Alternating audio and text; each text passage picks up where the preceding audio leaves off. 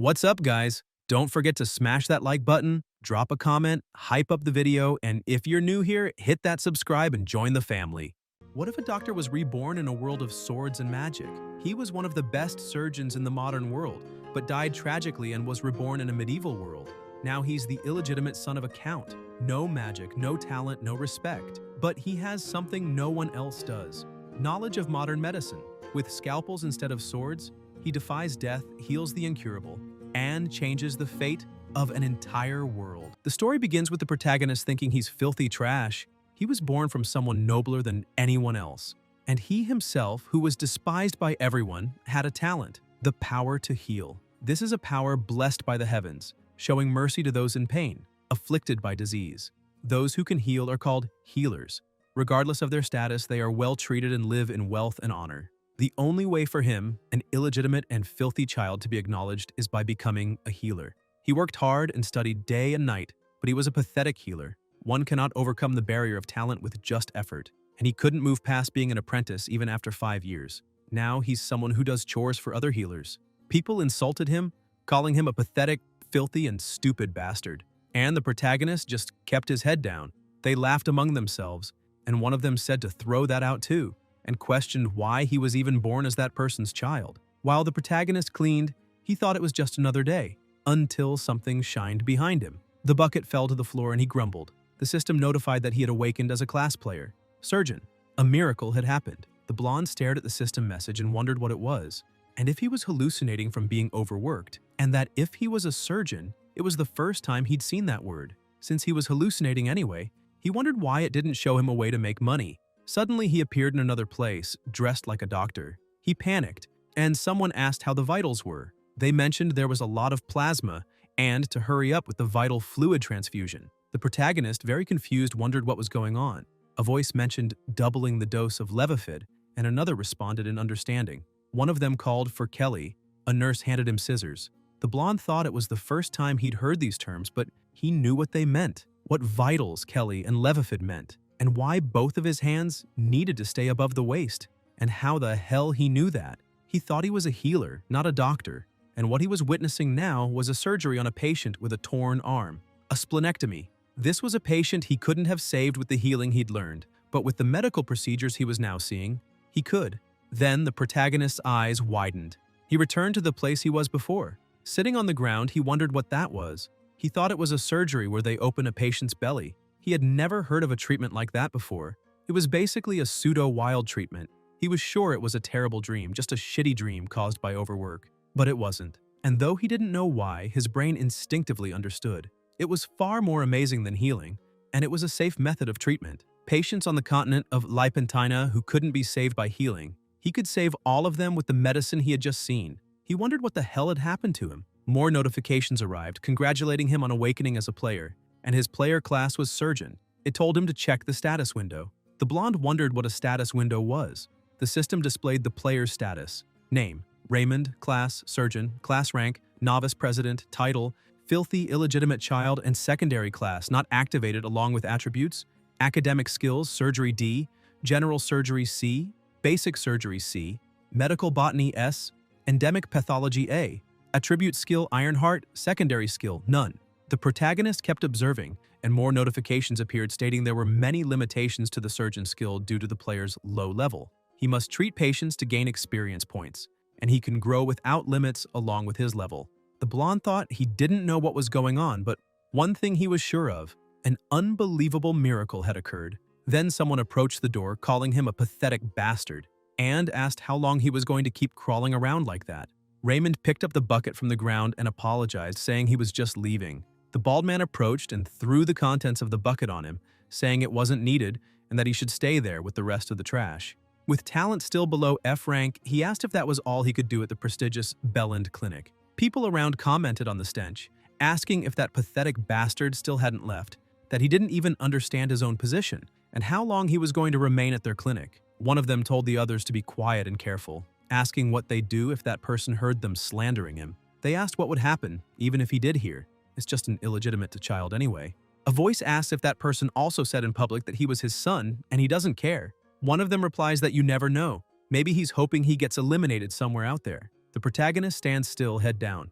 Someone approaches, calling him and saying that Chief Healer Lungs is summoning him. The blonde is surprised to hear that Chief Healer Lungs is calling for him. In the Chief Healer's office, the chief welcomes him. Raymond greets him respectfully. Lungs says it's been 5 years since he became an apprentice. Usually, people take 2 years to finish, but for him, it's already been 5. The protagonist agrees.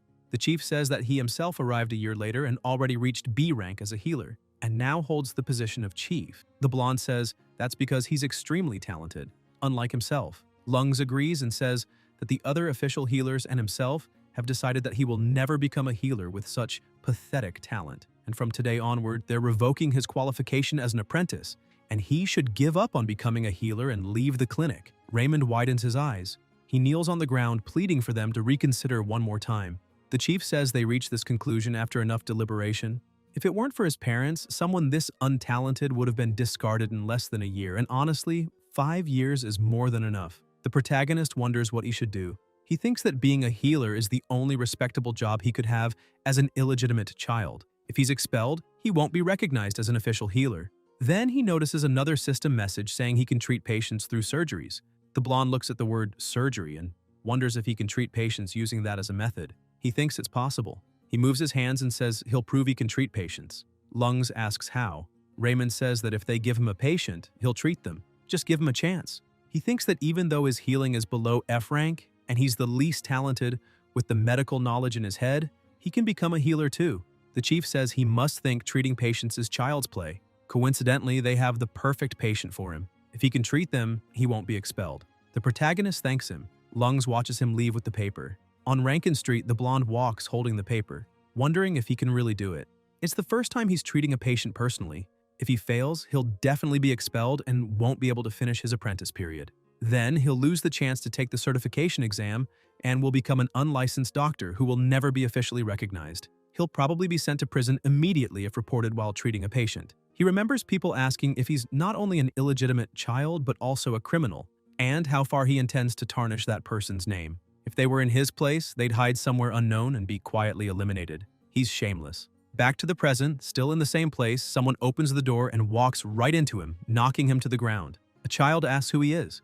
The blonde greets her and starts picking up the papers from the floor. The little girl runs toward him and asks if he came from Belland Clinic. She tells her mom there's a doctor here. The mother asks if it's true. She steps outside and says it really is. Raymond gets up and greets her. The mother thanks him for coming and asks him to come quickly. The protagonist says he's not a healer but an apprentice.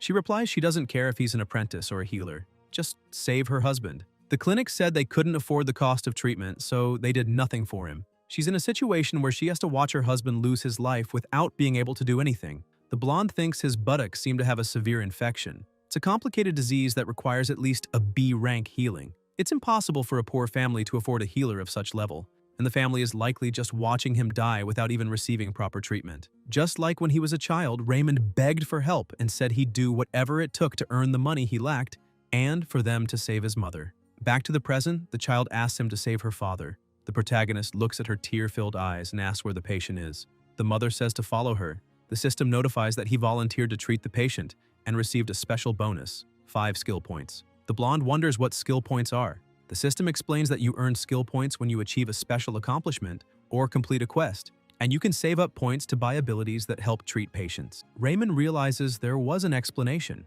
More notifications arrive saying that a sudden quest has been received with the description, treat the first patient.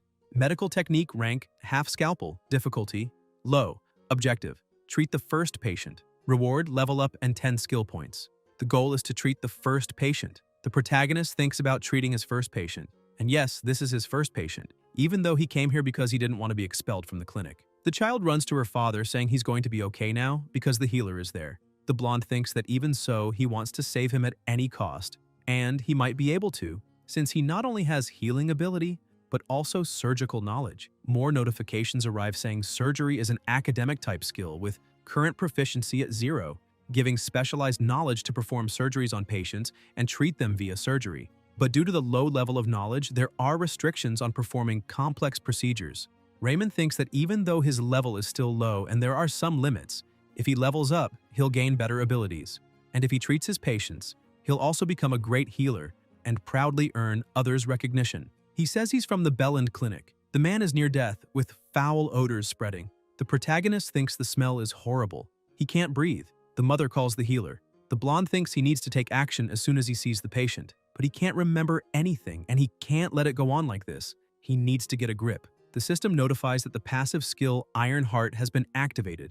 With steely determination, he will have great willpower and be able to handle the situation regardless of the patient. However, since his proficiency is low, his iron will is unstable. To achieve perfect determination and courage, he must raise proficiency. Raymond feels his heart calming down. He asks where the problem area is on the patient. The mother says there are some abscesses on his rear. They started swelling instead of going down. He also developed a fever and now can't even stand up. The protagonist thinks he has to act fast. Everything is on hold and he checks his blood pressure, heart rate, and breathing. The blonde touches his pulse and thinks, thankfully, it's not critical yet. If he treats him now, he can still be saved. He says he's going to check the abscess area. Abscesses on the hips. Raymond thinks that while healing is problematic for this, it's still one of the most basic diseases from a medical standpoint. The patient's wife asks if he can be treated. The clinic said he was too sick and only high-rank healing could give him a chance. The protagonist replies, yes, he can be treated. The woman asks if he's serious. The blonde says he'll need help from both of them. The patient's wife says to just tell them what to do. They'll do anything. Raymond says to prepare clean boiled water. It needs to be cooled after boiling for a long time. The woman says she'll do it right away. The protagonist also asks for a clean, sharp knife. The patient's wife is startled when she hears about a knife. The blonde replies, yes, and to heat it with fire. The woman asks what kind of treatment this is. Raymond replies that he's going to perform surgery. The child asks what surgery is. Her mother says she's not sure. She's never heard of it either. Later, still in the same place with the water ready beside him, the protagonist holds the knife in hand and begins to cut with it. The patient's wife widens her eyes, grabs his arm, and asks what he's doing. The blonde replies that he's trying to heal him. She asks why he'd cut him with a knife. Shouldn't he use healing? Raymond calls her madam and says he will definitely save him, so she should trust him. He will make sure her husband can smile with their daughter again. The woman stays silent and lets go of his arm. The protagonist returns to his work and thinks he can't make any mistakes. He has to succeed. He remembers someone once saying to stop arterial bleeding, maintain visibility, and act fast, or cardiac arrest will occur. A cool head and a warm heart. In the present moment, still in the same place, the blonde thinks this is basic medical knowledge. And that's the mindset a healer should have. With the surgical knowledge he possesses, an abscess like this is so simple, it's almost embarrassing to even call it a surgery. As he uses the knife, fluid begins to drain. Raymond watches, slightly uncomfortable. The child calls out to her father. The protagonist tells himself to stay calm and just follow his surgical knowledge, using a clean cloth to wipe out all the pus, then using the sterilized boiled water to clean the outer area of the abscess until there's no pus left. He uses the knife to cut away the necrotic tissue. The blonde continues his work and thinks it's done. He finished dealing with the decayed interior where the pus had built up. Finally, he applies an herbal potion with natural antibiotic properties to the wound and says it's complete. The two look relieved. The woman asks if everything went well. Raymond replies that she should continue caring for him. They both rush to the man. A while later, still in the same place, the patient softly says, "Darling." The woman is surprised and asks if he's awake. The child calls for her father. The protagonist says he'll check if the fever is gone. After examining him, he says the fever seems to have subsided completely, and he should fully recover in a few days. The patient's wife thanks him and says she doesn't know how to express her gratitude. The blonde says he only did what needed to be done. The woman says it wasn't just that. No one else had done what he did. She doesn't even know how many clinics she went to, all of which just turned them away for not having money, not even taking a proper look at her husband. Thanks to the healer, she didn't lose her husband. He's the savior of their family. Raymond watches them happily. Then someone runs toward him. It's the child who hugs him. The protagonist thinks that, thanks to himself, it's the first time someone ever said something like that to him. Maybe this is the happiness of treating a patient. Elsewhere, the chief asks if he healed the patient and says not to tell such ridiculous lies. He asks how someone could do that with such pathetic healing powers. The blonde thinks it's no surprise he doesn't believe him, since it's not the kind of illness someone below F rank like himself should be able to heal. And healing is not an all-powerful ability that cures everything just by touching the patient. In Lipentina, healing is a technique that boosts vitality, and by increasing vitality, several healing effects occur that are helpful against many illnesses, but completely useless against others. For the pus he treated on the patient's buttocks, healing would be pointless no matter how much it raised his vitality, unless the pus inside the abscess is removed. And it's not just about abscesses. There are far too many issues with the treatment methods in Lipentina. It's because they rely too heavily on healing and never researched proper medical techniques. The chief says he'll go check for himself, and if he's lying, he'll make sure he pays for it. He should prepare himself. He slams the door. Raymond tells himself not to be afraid. He didn't do anything wrong. The system notifies that the quest is complete and he received the rewards. Leveled up, gained 10 skill points. Level up happens when enough experience points are obtained. The protagonist wonders if this rank increases as he levels up, from rookie resident to trained resident. And in that case, once he levels up enough, he could become a specialist and even a professor. He wonders if he can grow that way. The system notifies he received a special bonus to celebrate the treatment of his first patient. His level increased and his status is shown again. The blonde wonders about remaining attribute points and whether he gets one more each time he levels up. But what kind of numbers are these? He thinks senses must help with surgery, and intelligence seems like a skill for using your brain. He wonders about the question mark. He decides to put the 2 points into senses first. He struggled just now because his hands didn't move exactly how he wanted during the abscess procedure. And if he keeps leveling up like this, little by little he can become an exceptional healer. Even someone like himself, with such poor talent and not even F rank, can go further. He might become the greatest healer someday. Raymond smiles, until someone opens the door. The chief says he's really lucky, and to think the patient healed on his own. And since a promise is a promise, he'll give him a chance. Somewhere else, the chief says he'll have 15 days to prove himself at the emergency station, and he won't be able to rely on luck this time. The protagonist thinks he needs to see more patients to level up. It's a good thing he came here. This is the closest place to an emergency room where he can use his medical knowledge, and he says he'll be under supervision. He introduces himself and says he just joined the new emergency station. Someone pushes him, saying he's in the way and to move aside. The blonde falls to the ground and hears people asking if he's really treating patients, since his healing power isn't even F rank, and why he's walking around the emergency station. Wasn't he expelled? One of them tells him to stop hanging around the patients and go do that somewhere else. Raymond thinks this place probably won't even give him a chance to see patients. And if he can't treat a patient within 15 days, his apprentice position will be terminated again. He needs to do something about it. At this rate, it won't just be 2 weeks. He could go over a year without treating a single patient. Instead of waiting for a chance to fall into his lap, he'll have to go after it. The name of the guy cleaning is Hansen, a C-rank student who's impressive, but not bad either. The protagonist takes the broom from his hand and asks if he isn't tired. Hansen asks what's going on. The blonde thinks Hansen feels uncomfortable around him like everyone else, but at least he's the kindest of the students working in the first aid wing. He says Hansen looks busy and asks if he can take over cleaning the emergency ward from now on. Hansen asks if he's serious. Raymond says he feels bad for doing nothing while Hansen is so busy. Hansen says he'd appreciate it if he did. The protagonist says that when the other healers aren't around, he'll also take care of patients. He can apply bandages or give medicinal herbs. Hansen is surprised and thinks the other veterans would be furious if they found out he was treating patients. The blonde says the healers mostly stay in their offices and only show up when there's a patient, so no one will know. Hansen admits that's true.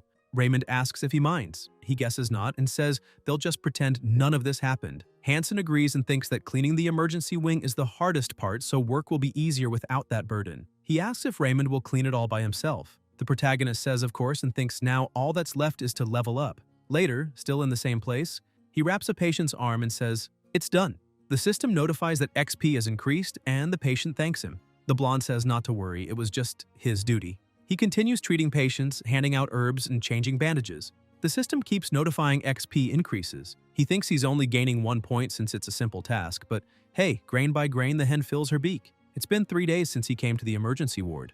More notifications arrive. He reached level 4. Raymond decides to put the rest of his points into senses.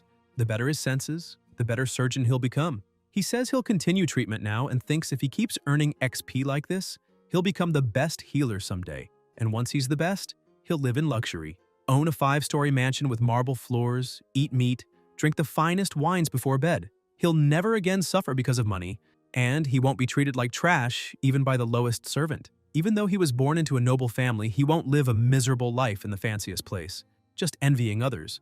The protagonist keeps taking care of patients. He says one will feel better soon since he applied the medicine. The patient says he's patient and kind. He's met many healers, but this one's the nicest so far. The blonde says, of course, because it's frustrating to be sick and be treated with indifference. He thinks back to when his mother was ill. The old lady thanks him and asks if his name was Lungs. She says that healer was good, but so rude that he made her feel worse, while today she felt comforted. Raymond laughs and says, of course. More notifications arrive saying he was kind to a patient. Achievement, kind healer, unlocked. Fame increased, and he received 5 skill points. The protagonist looks at the skill points and thinks they should help improve his surgery abilities. He tells her to take care. Then he asks if he has to clean now. He starts cleaning and says honestly he doesn't like cleaning the ward either, but he promised. He thinks the smell is strong and wonders when he'll get through all of it. Since no one is looking, he wonders if he should take it easy. The blonde thinks Lipentina doesn't care much about hygiene, and it didn't seem like Hansen was working very hard either. But he tells himself no, a dirty place is bad for patients. That's basic medical knowledge, and he has to endure it, even if the work is exhausting, and he just needs to visualize his luxurious future life to stay motivated. Steak every day. Later, still in the same place, the floor is shining. He says that was a lot of work. He'll definitely hire cleaners once he succeeds in the future. He's sore and wonders if it would be less tiring if he increased his stamina a bit. Notifications keep coming in. For cleaning the ward, he earned the Hygienic Improvement achievement and received 10 skill points. He got extra points for good performance. Another 10 skill points. He leveled up, reached level 5, and gained a privilege. Now his cleaning will be a bit more efficient. He reached 40 skill points and can now purchase a skill from the shop. Raymond notices he leveled up and asks if he can buy skills now and which ones he should choose. More notifications appear saying he can buy passive and active skills. There will be a special bonus for the first purchase, and he can buy a unique rank skill with 40 points. Available for purchase: Iron Man's Strength, Surgeon's Agile Hands, and Sage's Eyes, with a warning to choose carefully. An opportunity like this doesn't come often. The protagonist realizes they're all unique rank and wants all of them, then asks if he can choose just one. Hansen suddenly says it's an emergency. The patient is vomiting plasma, and they need to use healing fast. The patient's condition looks terrible. The blonde thinks a patient vomiting plasma is serious, and healing would need to be at least A rank. Healing is a power that stimulates life force, and that stimulation triggers coagulation, but in cases with severe bleeding, its effectiveness drops. Only Director Bucks has A rank healing power. In the Bellin Clinic, only a few have B rank, and this patient is going to die like this. No, with medical techniques, based on surgical knowledge, there is a way to perform surgery on a patient like this. But a beginner resident can't do it. It would be possible if he were a skilled one. The chief arrives and asks if a patient is vomiting plasma. Hansen says yes, and the director is currently inside treating a noble. Suddenly, the patient starts coughing up plasma. It lands on Langs's hand. He says there's nothing they can do and to send the patient back. Raymond asks if they shouldn't at least try using healing. The chief asks if he can't see that healing won't be enough. The protagonist insists and suggests that maybe with his B-rank magic power, Langs asks if he's trying to teach him now. He says Raymond is just a failed student who couldn't become more than an apprentice for 5 years. If he's so concerned, then why doesn't he try treating the patient himself? The blonde wonders what to do. There's a huge chance of failure even if he intervenes, and he'll be blamed if anything goes wrong. If he fails, he'll be expelled from his apprentice position. The system notifies that a sudden quest has appeared. Become an impulsive healer. Medical technique quest, objective. Treat a patient beyond your skill level with determination. Raymond wonders about this sudden quest and treating this patient. He thinks no, he's clung to this position with everything he has, and it'll be over if he messes up. The patient remains in bad condition, coughing blood, begging for help. The protagonist thinks there's nothing he can do. It's beyond his ability. But if no one intervenes, that patient will die. He needs to think rationally. Even if he tries, he might not be able to save him. It's smarter to just care for easier patients for the next 2 weeks and find another opportunity. He looks at the patient suffering terribly and grumbles in his mind, thinking, screw it. More notifications appear. Iron Heart activated. He'll have a mind as strong as iron and a steadfast heart. The blonde thinks about receiving the call to practice medicine and solemnly swears to dedicate his life to serving humanity. No matter how impossible it may seem, he can't abandon a patient on the brink of death. He asks if he may treat him. The chief asks what he just said. Raymond says if he's given permission, he will try to save the patient. Lang says he must have gone insane. But fine, do as he pleases. However, he'll have to take full responsibility for the outcome, and we'll see if luck helps him this time too. The chief leaves. The protagonist wonders if he can really do this. Doing surgery alone was already difficult enough. Then someone approaches and asks if there's anything he can help with.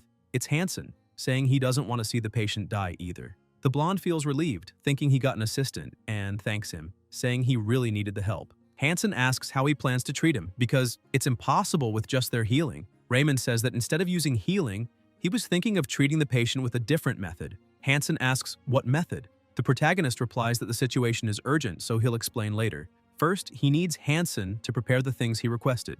Later, still in the same place, Hansen says he boiled the knife in clean water and sterilized it over fire as instructed. He also brought a small thread treated with medicinal herbs and asks what Raymond plans to do with those items. The blonde says he'll understand once he sees it. Hansen asks if the patient is unconscious. Raymond answers that he put the patient to sleep with a hallucinogen and then anesthetized him. He thinks he's glad he prepared catgut ahead of time, just in case. It was easy to obtain since it's a material commonly used by mages at the Mage Tower. He begins by sterilizing the area. Hansen asks if he can know exactly what Raymond's going to do. The protagonist replies, "Surgery." He begins cutting the patient's skin. Hansen watches in shock. The blonde can see the fat, muscles, and plasma. He only knew about the abdomen in theory, but seeing it in person is making him dizzy. He wonders what he should do now. More notifications arrive. Ironheart is active and his mind is growing stronger. Raymond thinks he can do this. He will become the greatest healer. He's not trash. He's not an insect. He'll be someone admired by all one day. He'll think of the wealth and honors he'll earn. A median incision. He just needs to follow surgical knowledge. Hansen, terrified, wonders what the hell Raymond is doing to the patient, and if he should stop him now. He considers saying something but stays silent. The protagonist says he can definitely do this, no matter what. Hansen thinks it's the first time he's seen that look in Raymond's eyes. He always thought he was shy and introverted. The blonde notes that, judging by the yellow fluid leaking from the duodenum, it's a perforated duodenal ulcer. He needs to tie the arteries and close the hole. He tells his assistant to hand him that red organ over there. Hansen steps back and nervously asks, "Move it?" Then, terrified, he grabs it. Raymond thinks he needs to cut the perforated part with the knife. As he raises the blade, he knows what needs to be done, but his hands aren't cooperating perfectly. At this rate, the surgery will fail. He tries to stay focused, takes a deep breath, and thinks about what he should do. He decides to purchase the skill he had left aside, Surgeon's Agile Hands. Even though vitality and intelligence are important, in the end, what matters most is the skill to save the patient. The system notifies that a bonus has been applied, minimum points consumed, skill activated.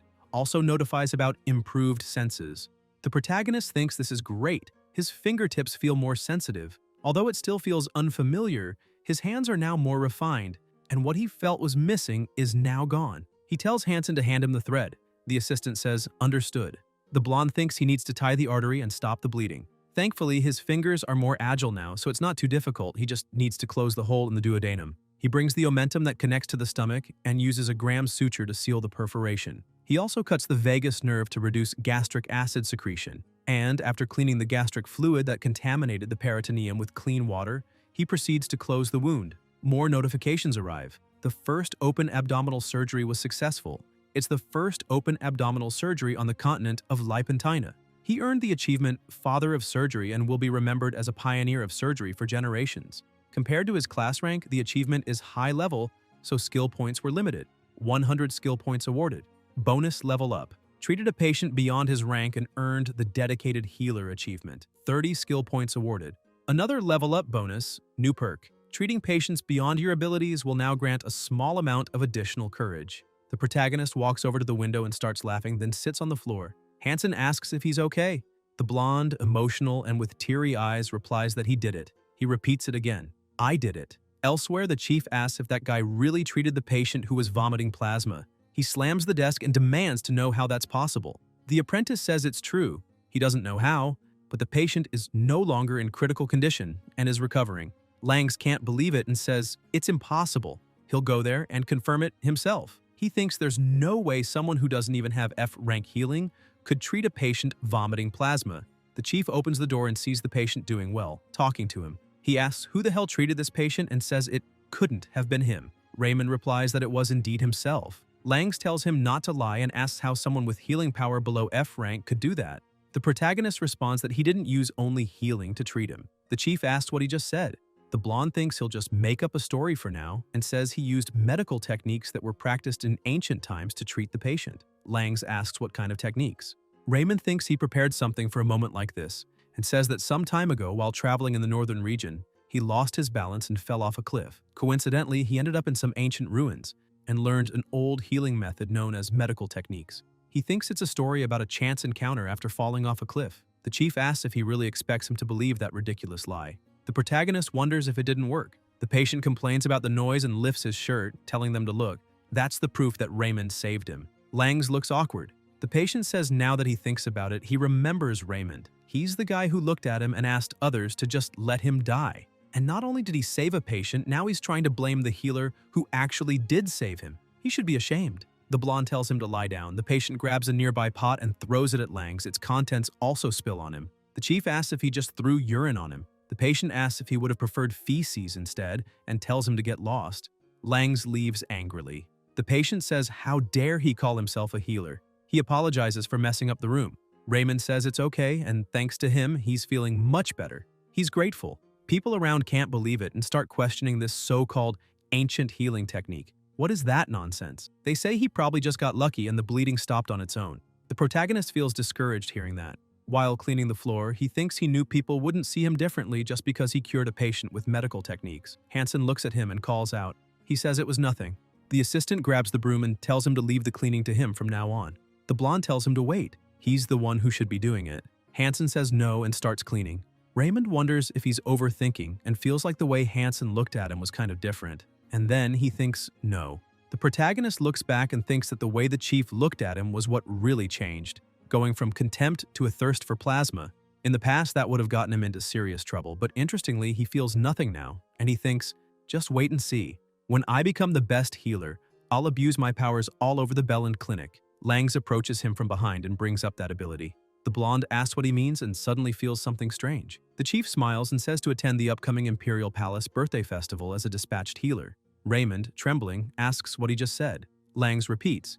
He's telling him to attend the Imperial Palace festival. He asks what's the problem? Shouldn't he feel honored? The birthday festival is a banquet celebrating the birth of the founding king, a massive event at the Imperial Palace where all the capital's nobles gather. Because of the scale, not even the Imperial Palace healers are enough, so each clinic sends healers.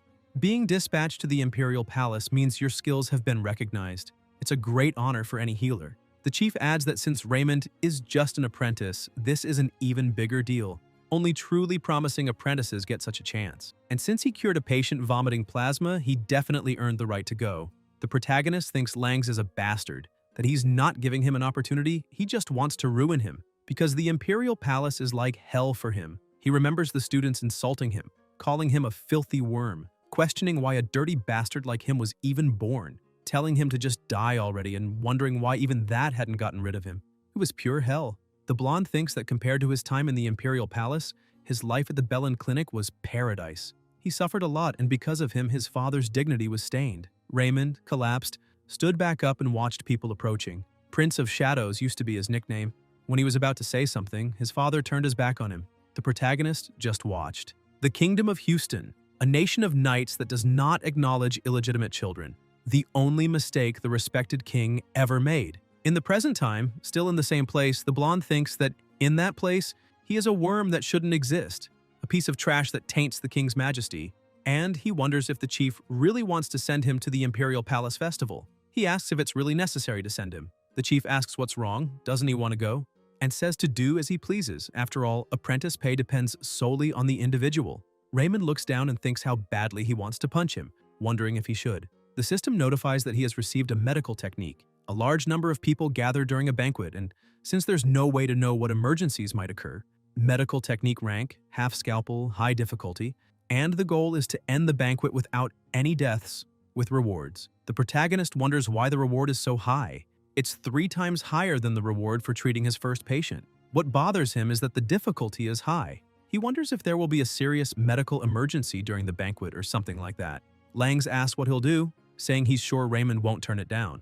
The blonde replies that he accepts and asks for permission to take the official healer qualification exam once the banquet is over. He thinks that even if it's all extremely unfair, the only reason he's still at the Belland Clinic is because he wants to take that qualification exam. He can't return to the kingdom empty-handed. The chief asks how he plans to take the exam with healing powers, not even F rank. Raymond asks if he didn't just say he had more than enough qualifications to be sent to the kingdom. Langs grumbles and says, fine, but only if he completes the mission and returns from the banquet.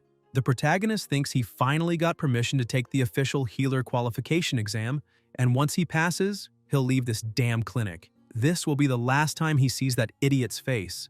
On another day, at the royal palace, the blonde thinks it's been 5 years since he last set foot in the royal palace. He wonders if he should just leave and thinks he can't go in. Since he cured that patient who was coughing up plasma, he's sure the chief won't be able to expel him even if he comes back, and will probably harass him, but compared to what he went through in the palace, Langs is actually kind of cute. He wonders what he could even do for an emergency patient with F-rank healing, and he's sure there'll be plenty of skilled healers there.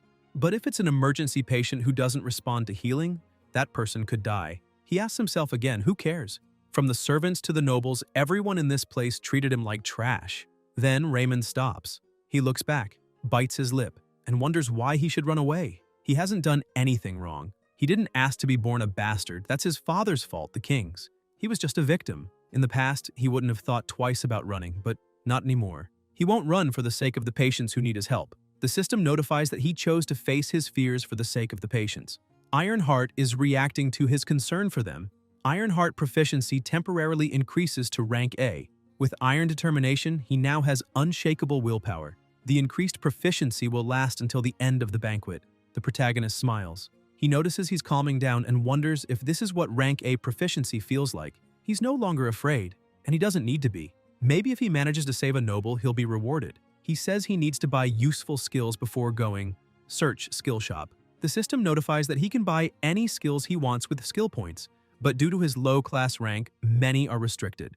The available attribute skills for purchase are fire, water, wind, electric, and earth magic, all basic rank D. The blonde asks about magic, and if he can learn magic with skill points. If he's lucky, maybe he could even become stronger than regular mages. He looks at the available attribute skills first. Skills available for purchase: how to be a friendly doctor, efficient medical records method, and how to deal with jerks. Raymond says that since his level is still low, nothing amazing is available. So he'll buy how to deal with jerks, because there are too many jerks among the nobles. More notifications arrive. Skill purchased: how to deal with jerks, 30 skill points used. Attribute skill will now be able to handle jerks easily when encountering them. The protagonist gets excited. Inside the palace, people are toasting to the health of His Royal Majesty the King. They say there is no one greater than His Majesty, and it was thanks to him that the kingdom has progressed so far. An incredible knight and battle commander, a politician who thinks of his people, a monarch respected by nobles.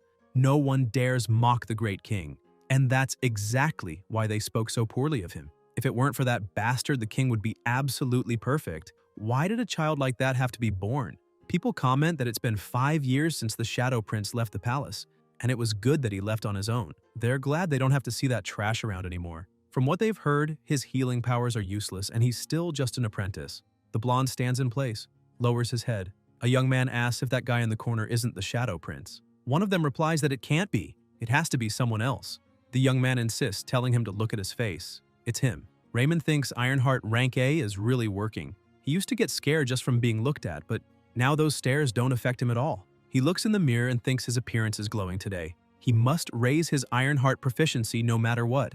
Then the protagonist notices something. He stays alert, wondering if that's Princess Sophia. He thinks that look in her eyes, like she's staring at an insect, hasn't changed. Compared to the other princesses, she's just an irritated teenager. Still, she wasn't all that bad to him. She simply didn't have the strength. Like the first queen, her health wasn't great. Her skin is still pale, and he suspects she isn't very healthy. Then someone calls him a rotten lemon. The blonde recognizes the voice. It's the fourth prince saying it's been a long time. Raymond starts trembling. He remembers him asking how trash like him should even be allowed to live, and whether he still hasn't been disposed of, and how long he plans to last. In the present, with his head down, the protagonist thinks the scars on his body still hurt. He can't move, like he's been caught in a snake's coils. Seitil approaches and asks why he's not answering, and if he dares ignore a royal, trash like him. The fourth prince grabs his chin. The blonde, clearly uncomfortable, closes his eyes. The system notifies that Ironheart is activating. He has overcome an unjust fear and now has a strong will. He relaxes. More notifications arrive. Opponent identified as a jerk. The opponent's jerk level is extremely high, activating how to deal with jerks. Raymond looks him in the eye and says he greets the great fourth prince of the Kingdom of Houston. Seitil wonders why this bastard isn't afraid. He remembers how Raymond used to be so scared he couldn't say a word. He hands his glass to a servant. The Shadow Prince asks what brings him here. The fourth prince is confused, and the protagonist says this is where the healers stay and asks if he came because he's not feeling well. Seitil thinks there's something off about this guy. He says he's not unwell. The blonde feels relieved and says that if he's not feeling sick, the main hall is that way. He's free to enjoy the banquet. The fourth prince gets irritated. Raymond says there's a patient over there who had to sit down due to dizziness. He walks to the man and asks if he's okay. He says he's in the right place and can receive treatment if he feels unwell during the banquet. That's what they're here for. The count asks if that's true. The Shadow Prince then asks if His Royal Highness is still there, and if there's anything wrong. Seitil thinks he's trying to kick him out and says he's there because he feels a bit unwell. The protagonist asks what kind of discomfort. The fourth prince says he's recently been feeling tired, like he has no energy. The blonde asks if there are any other symptoms. Seitil says no, and thinks healers usually find vague symptoms like these difficult to handle. He'll see how Raymond responds, and if he doesn't explain well, he'll use it as an excuse to ruin him. Raymond sighs and says it's alcohol intoxication. The fourth prince is surprised. The Shadow Prince asks if he still drinks every day and says that too much alcohol harms the body's internal functions. That seems to be the cause of the fatigue, so he should ease up on the alcohol and take care of his precious body. Seitil thinks, "This bastard," and wonders why he's saying all the right things. He can't even argue. The protagonist asks if something's bothering him. The fourth prince replies, no. The blonde tells him to enjoy the banquet and avoid alcohol. Seitil thinks this guy is screwed up and wonders why he's not afraid while talking to him. He wasn't like this before. The system notifies that a jerk has been dealt with. 5 bonus skill points awarded. It recommends that he focus on treating patients instead of getting distracted by rude guests in the future. Raymond thinks he managed to deal with that bastard calmly and was right to buy that skill. He didn't feel scared in front of him. In fact, that guy is pretty stupid, not eloquent at all, and there's no reason to fear him. He bets that guy's brain is made of noodles. The Shadow Prince flips him off. Until someone approaches and asks what he's doing, the protagonist is startled and turns around. It's the princess. He says he greets the royal princess. Sophia says he's changed a lot and used to be like a very ugly rat. The blonde wonders if that's an insult, then thinks maybe not since she spoke in the past tense, but then questions again if it still isn't an insult. Raymond says she's just like before. The princess asks if her personality is still as bad as it was. He laughs and says, of course not, and only meant that she's as beautiful as ever, thinking she caught on way too fast. Sophia says she came there to rest because she wasn't feeling well but thinks she'll leave. The Prince of Shadows asks what's troubling her. The princess replies it's nothing, and anyway, there's no time to rest because the speech will start soon. The protagonist says she doesn't look well and maybe should rest a little before going, but she says it's none of his business, and that he's not even a real healer yet, and asks what he knows.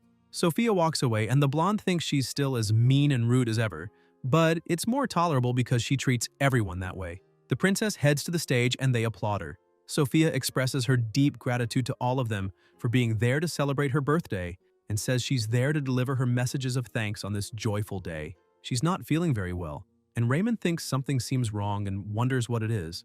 The princess continues speaking, first praying for the eternal glory of the Houston Kingdom, until she feels a pain and suddenly bends down. They grow concerned for her, and Sophia collapses to the ground. They rush to her, trying to wake her. One of them orders the healers to come to her quickly. Someone lifts her in their arms. The Prince of Shadows watches and thinks she was the main character of the mission. A voice tells the healer to use healing quickly. They look at her unconscious. A healer begins to heal, but they realize she isn't getting any better. The protagonist thinks, no, not even a rank A heal worked, and wonders what to do. Things would be different if she were a normal person, but she's a princess. If he gets involved and fails to heal her, he'll be terribly punished. He wonders if he should pretend he didn't see this, and it's not like they have a good relationship, and he thinks yes. If he does nothing, no one will expect an apprentice like him to take responsibility. He finally gained a new ability and started dreaming and doesn't need to let his life end unjustly. He remembers her saying he had changed a lot and used to look like a troublesome rat. The blonde turns his back and thinks he didn't hear a proper apology from her and can't let her be eliminated like this. And even if she dies, she needs to apologize for all the wrong things she did to him before it ends, and says he will take care of the princess. A healer asks how an apprentice dares say that and tells him to get lost. Raymond says he's sorry, but there's no time, and asks them to step aside. The system notifies that he decided to care for an emergency patient, even in a difficult situation. The effect of Steel Heart has grown stronger. The Prince of Shadows kneels on the ground, getting closer to her, and people around want to know what he's doing. The protagonist says to trust him, or else she will die, and he realizes her carotid artery has no pulse. Cardiac arrest, and in these cases, healing doesn't help much right away, and he needs to get her blood flowing smoothly from the heart. He performs external chest compressions. The people around don't understand and ask what he's doing to her precious body. The blonde says to wait a moment. He's doing this to save her. Voices say to get that lunatic away from her, but a voice says to wait. And it's the king.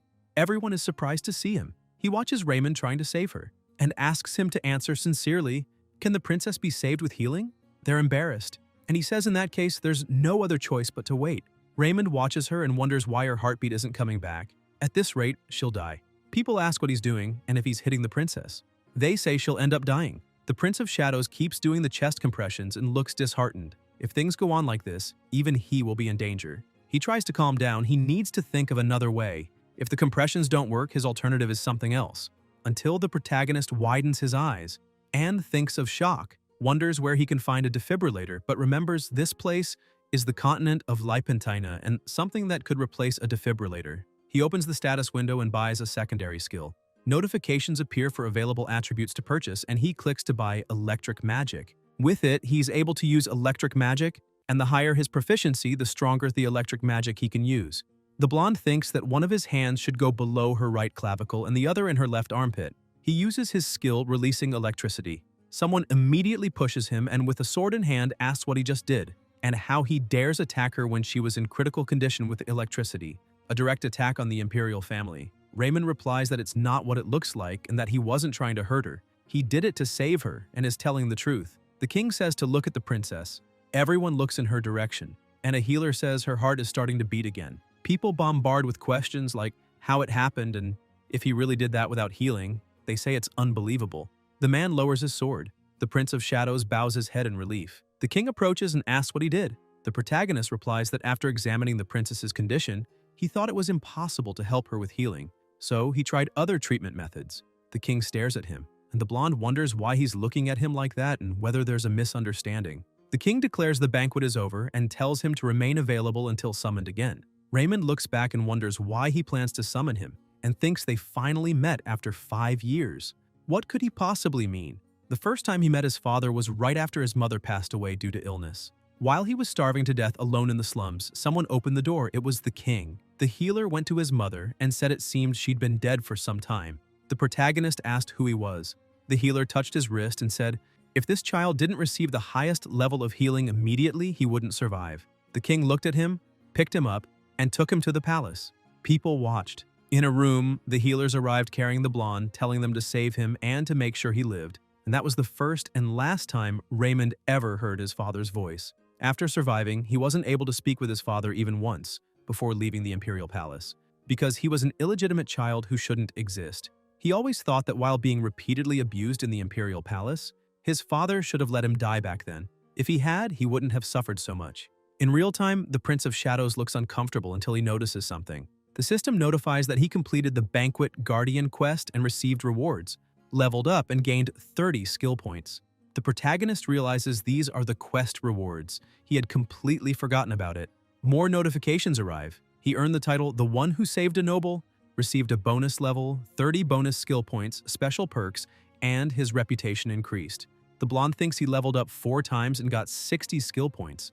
Getting involved was worth it. He thinks of father and mutters, "Father, my ass." He doesn't care what the king says because he's the one who saved the princess. He's going to make the king give him the best possible reward for saving her, and will take everything he can from him. Raymond walks up to him and greets him, introduces himself by name, and says he's merely his servant. The king asks if he said he used a treatment different from healing. The Prince of Shadows says yes, and that it's a mysterious technique known as medical technique, an ancient secret method he learned when visiting a very old ruin. He thinks this is the lie he prepared for a moment like this.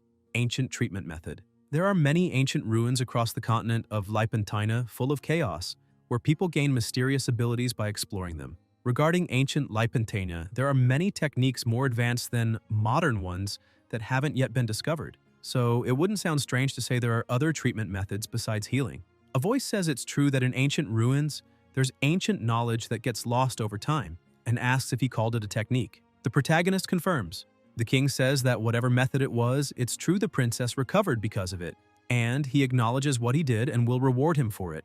The blonde gets excited upon hearing about a reward. The king asks what he desires and says that if he wants treasures, he'll give him enough wealth so that he'll never have to worry about money again in his life. Raymond wonders if the king really thinks he would accept money as a reward. After all, he can earn more than enough once he becomes a successful healer, and he needs to receive a reward that only the king can give. And to do that, he says he is a healer, so the only thing that matters to him is caring for patients, and he doesn't need monetary compensation. One man thinks this boy is amazing, still thinking about patients in front of such an incredible opportunity, a true healer of this era.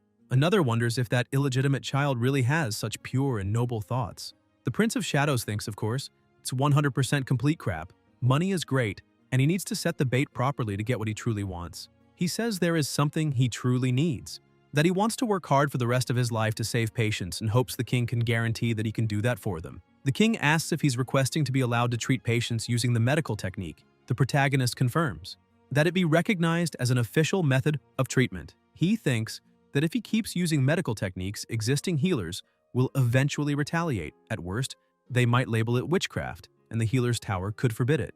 If he wants to continue using medical techniques without the tower interfering, he needs the king's recognition, and he'll get that right now. The king says he couldn't possibly fail to acknowledge the treatment method that saved the princess, and in the name of Odin of Houston, he recognizes medical techniques as an official form of treatment. The blonde thinks he's done it, but that's not enough. It's just the appetizer. There's still more he wants. He says he has one more request, and as he said before, he doesn't want gold or silver, but to live with the honor of being a healer. The king asks what he means by the honor of being a healer. Raymond sighs and says, to be awarded the bearer's medal. Odin looks surprised, and the people comment on the bearer's medal, that it's a medal given to those who earn imperial merit. It's just an honorary medal with no reward attached.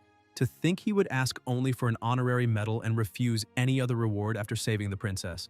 They thought he was just a filthy, illegitimate child. One noble still thinks that as a healer, he is extremely innocent and amazing. The system notifies that others are touched by the player's heart toward his patients, and his fame increases.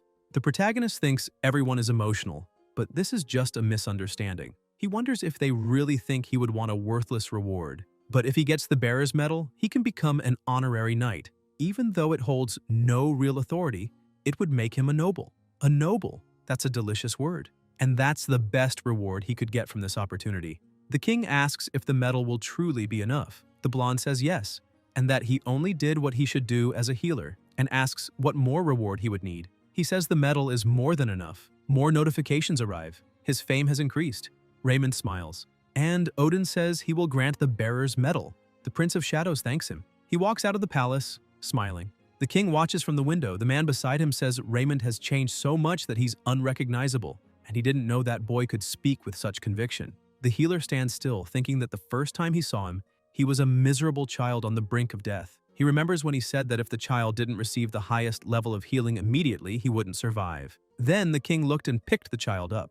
The healer asked what he was going to do, and Odin replied that he would take him to the imperial palace and have the best healer treat him. Taking him to the royal palace would mean everyone would know His Majesty had an illegitimate child. The king asked if he should have let him die. The healer said the mother left after discovering who His Majesty was. Even until her death, she never contacted the royal palace, and rather than letting the child stain the king's dignity, didn't she think it would be better if the child just starved to death? Odin, holding the child, said he decides what he does. Galman thinks that to avoid tainting the king's dignity by letting this illegitimate child live, there must never be a moment where the king protects this child out of personal feeling, no matter the situation. His Majesty's decision wasn't wrong, and the people didn't mock him. After all, there was someone else far easier to torment. And in the present, the healer thinks that maybe, if Raymond were the illegitimate child of some noble from a rural region, he wouldn't have suffered so much. He says it's truly a relief, and he doesn't know if it's thanks to the heavens. But it seems that Raymond has become a master of a mysterious technique, and asks if the name was medical technique. He says he believes the effects are similar to mid-level healing, and if it's at that level, he'll have no trouble supporting himself. Since getting a decent job is hard for an illegitimate child, being able to support himself is already a big achievement. The king turns and walks away. Galman watches him and sighs. Somewhere else, the protagonist walks with his head held high. A healer says he heard what happened at the royal palace, and that he received the bearer's medal, calling him Sir. The blonde thinks that being a noble really is great, and to think that healers who used to treat him like less than nothing are now so cautious around him. Even Langs is being careful with him. He wonders if there's any reason stopping him from trying the healer qualification exam. The chief replies that he doesn't think so. Raymond says he didn't quite hear what he just said and asks if he could repeat it. Langs calls him Sir. The Prince of Shadows says his voice is too low. The chief says he called him Sir. The protagonist says he's not sure and asks if the way he's speaking is part of proper royal etiquette. Langs apologizes and says he'll fix it. The blonde says he'd greatly appreciate it if next time he could greet him properly using his title. The chief salutes and repeats it several times. Raymond thinks that no matter how many times he hears that title, he'll never get tired of it. He wonders if he should set an example using everyone who tormented him, but then thinks he can't since he's only a noble in name without any real power or authority. If he acts out of revenge, it could lead to consequences. so he should be satisfied with just this. He approaches a healer treating a patient and asks if he could take a look. Then, he checks others, saying he'll examine this patient and thinks he can treat them well. He thinks he'll use this time, when the other healers can't treat anyway, to help as many patients as he can, until someone says they heard he received the bearer's medal instead of money. Next to him is Hansen. Raymond looks and smiles. The system notifies that he received experience points and leveled up for kindly giving medical treatment. His fame increased, he touched the patient's heart, gained additional skill points, and then shows his status. The Prince of Shadows observes and says he's level 15 and his attributes have increased a lot. He should reach level 40 quickly and raise his rank too. Then he hears a voice saying there's an emergency patient. A knife pierced his abdomen. The protagonist looks and thinks that if it's a pierced abdomen, it might take some time, but if he receives a rank B heal, he'll survive. And Langs will be working for a few days, but the chief just stands there, looking at the patient. The blonde wonders why he's not doing anything and if that patient isn't actually that hard to treat with healing. Before that, the patient had been walking, dripping plasma from his body, seriously wounded. He wondered who leaked the information. A few days earlier in August County, a subordinate said he heard that the Prince of Shadows did something amazing at the banquet this time, and that His Majesty gave him a medal. The Lord said he may be amazing as a healer, but he doesn't deserve the title of prince.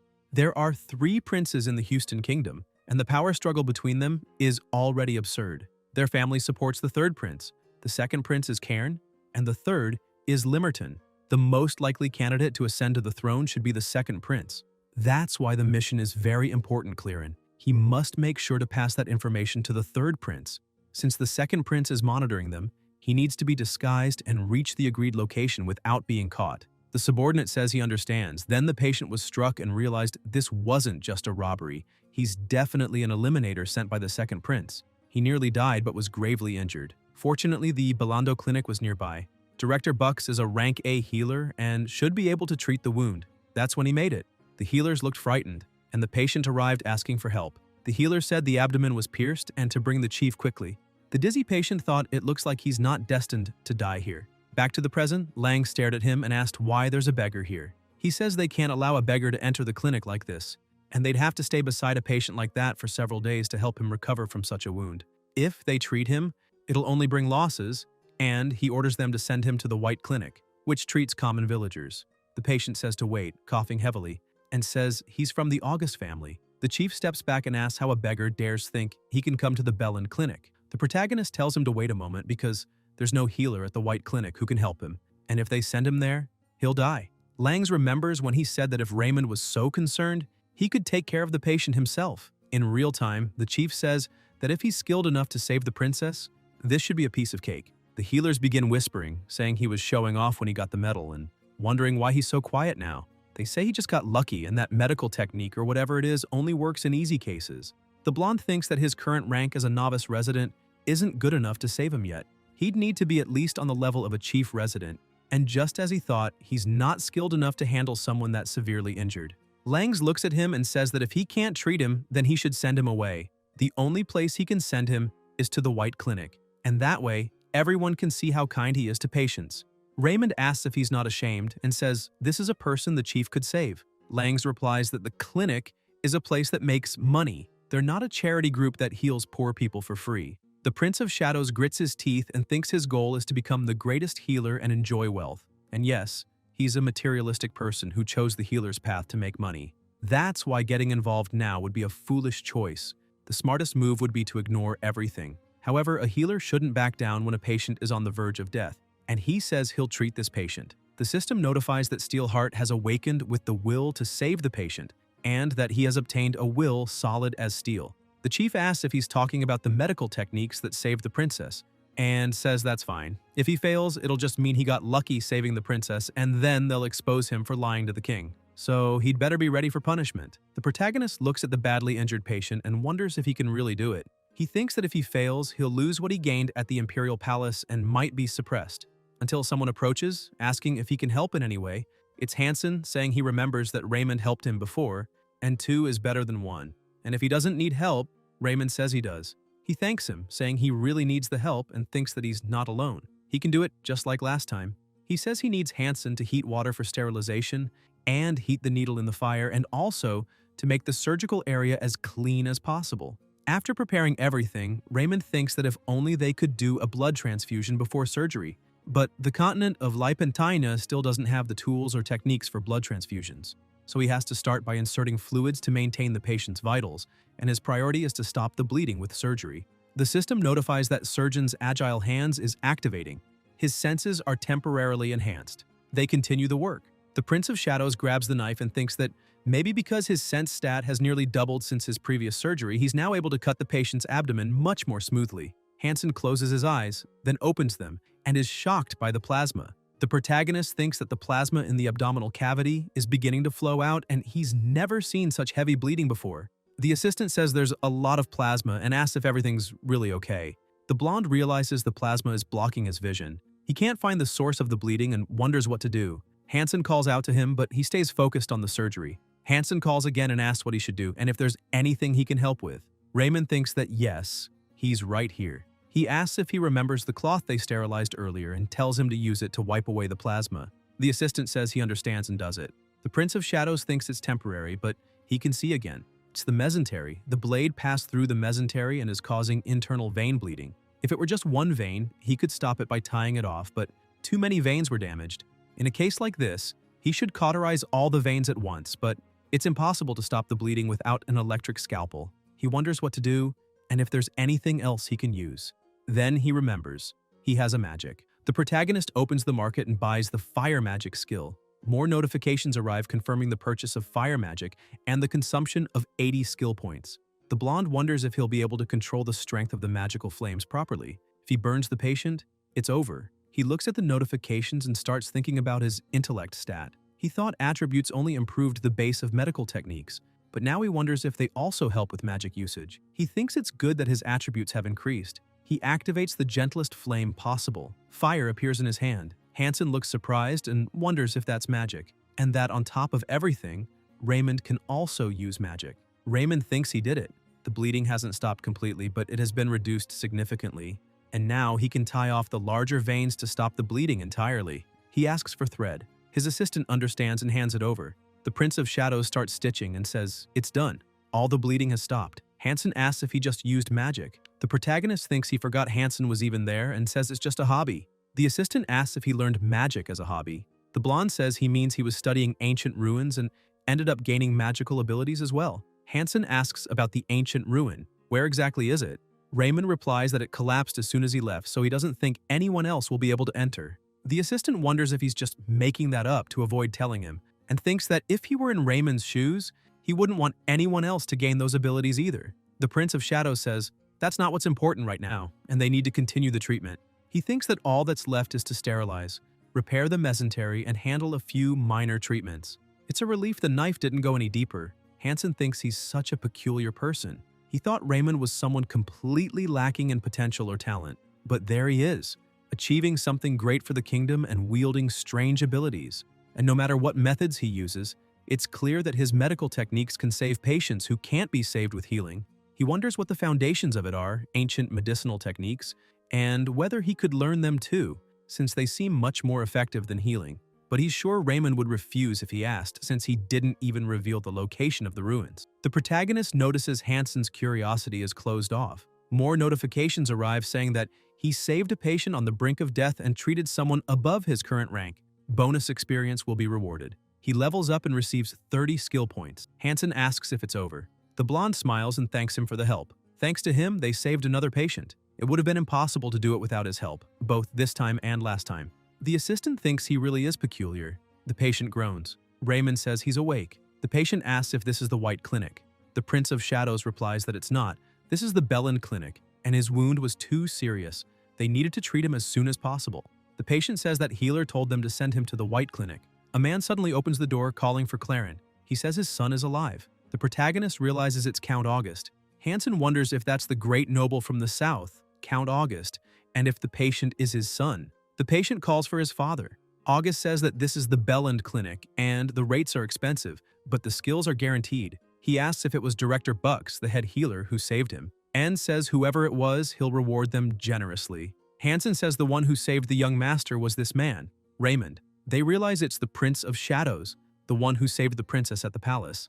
Hansen adds that the head healer refused to treat him and told them to send him to the White Clinic, but Raymond took the risk and saved his life. August asks if he refused to treat him, and why. The patient says he probably assumed he was a homeless beggar based on his appearance, and thought he wouldn't be able to pay for the treatment. The Count asks how he dares. Elsewhere, the chief asks what. He's thrilled to see Count August at their clinic. He asks why no one told him earlier, and says that if such a great noble is visiting, of course the head healer should personally greet him. He wonders why such a high noble is at their clinic and whether he knows anyone among the patients. He doesn't remember admitting any nobles recently. In another room, Lang steps in and asks to be excused, apologizing for the delay in greeting him. He introduces himself until he realizes something. The Count asks if he was the one who was going to let his son die. The chief begs for forgiveness, clearly confused, and asks if the Count let his own son die, and says that's ridiculous.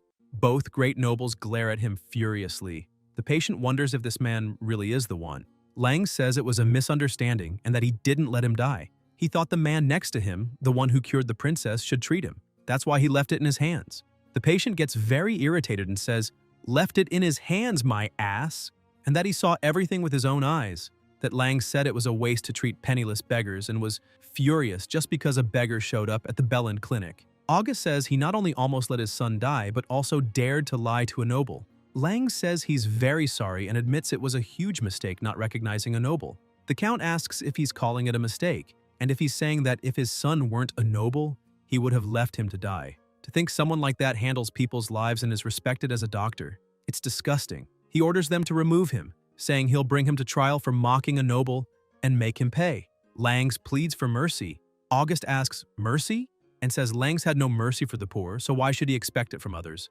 In the name of the Count, he declares Langs banished as a doctor throughout the entire Cross-Alliance Empire. Someone taps the chief. It's a subordinate taking him away. The protagonist thinks he doesn't feel even a drop of remorse. Langs deserved worse.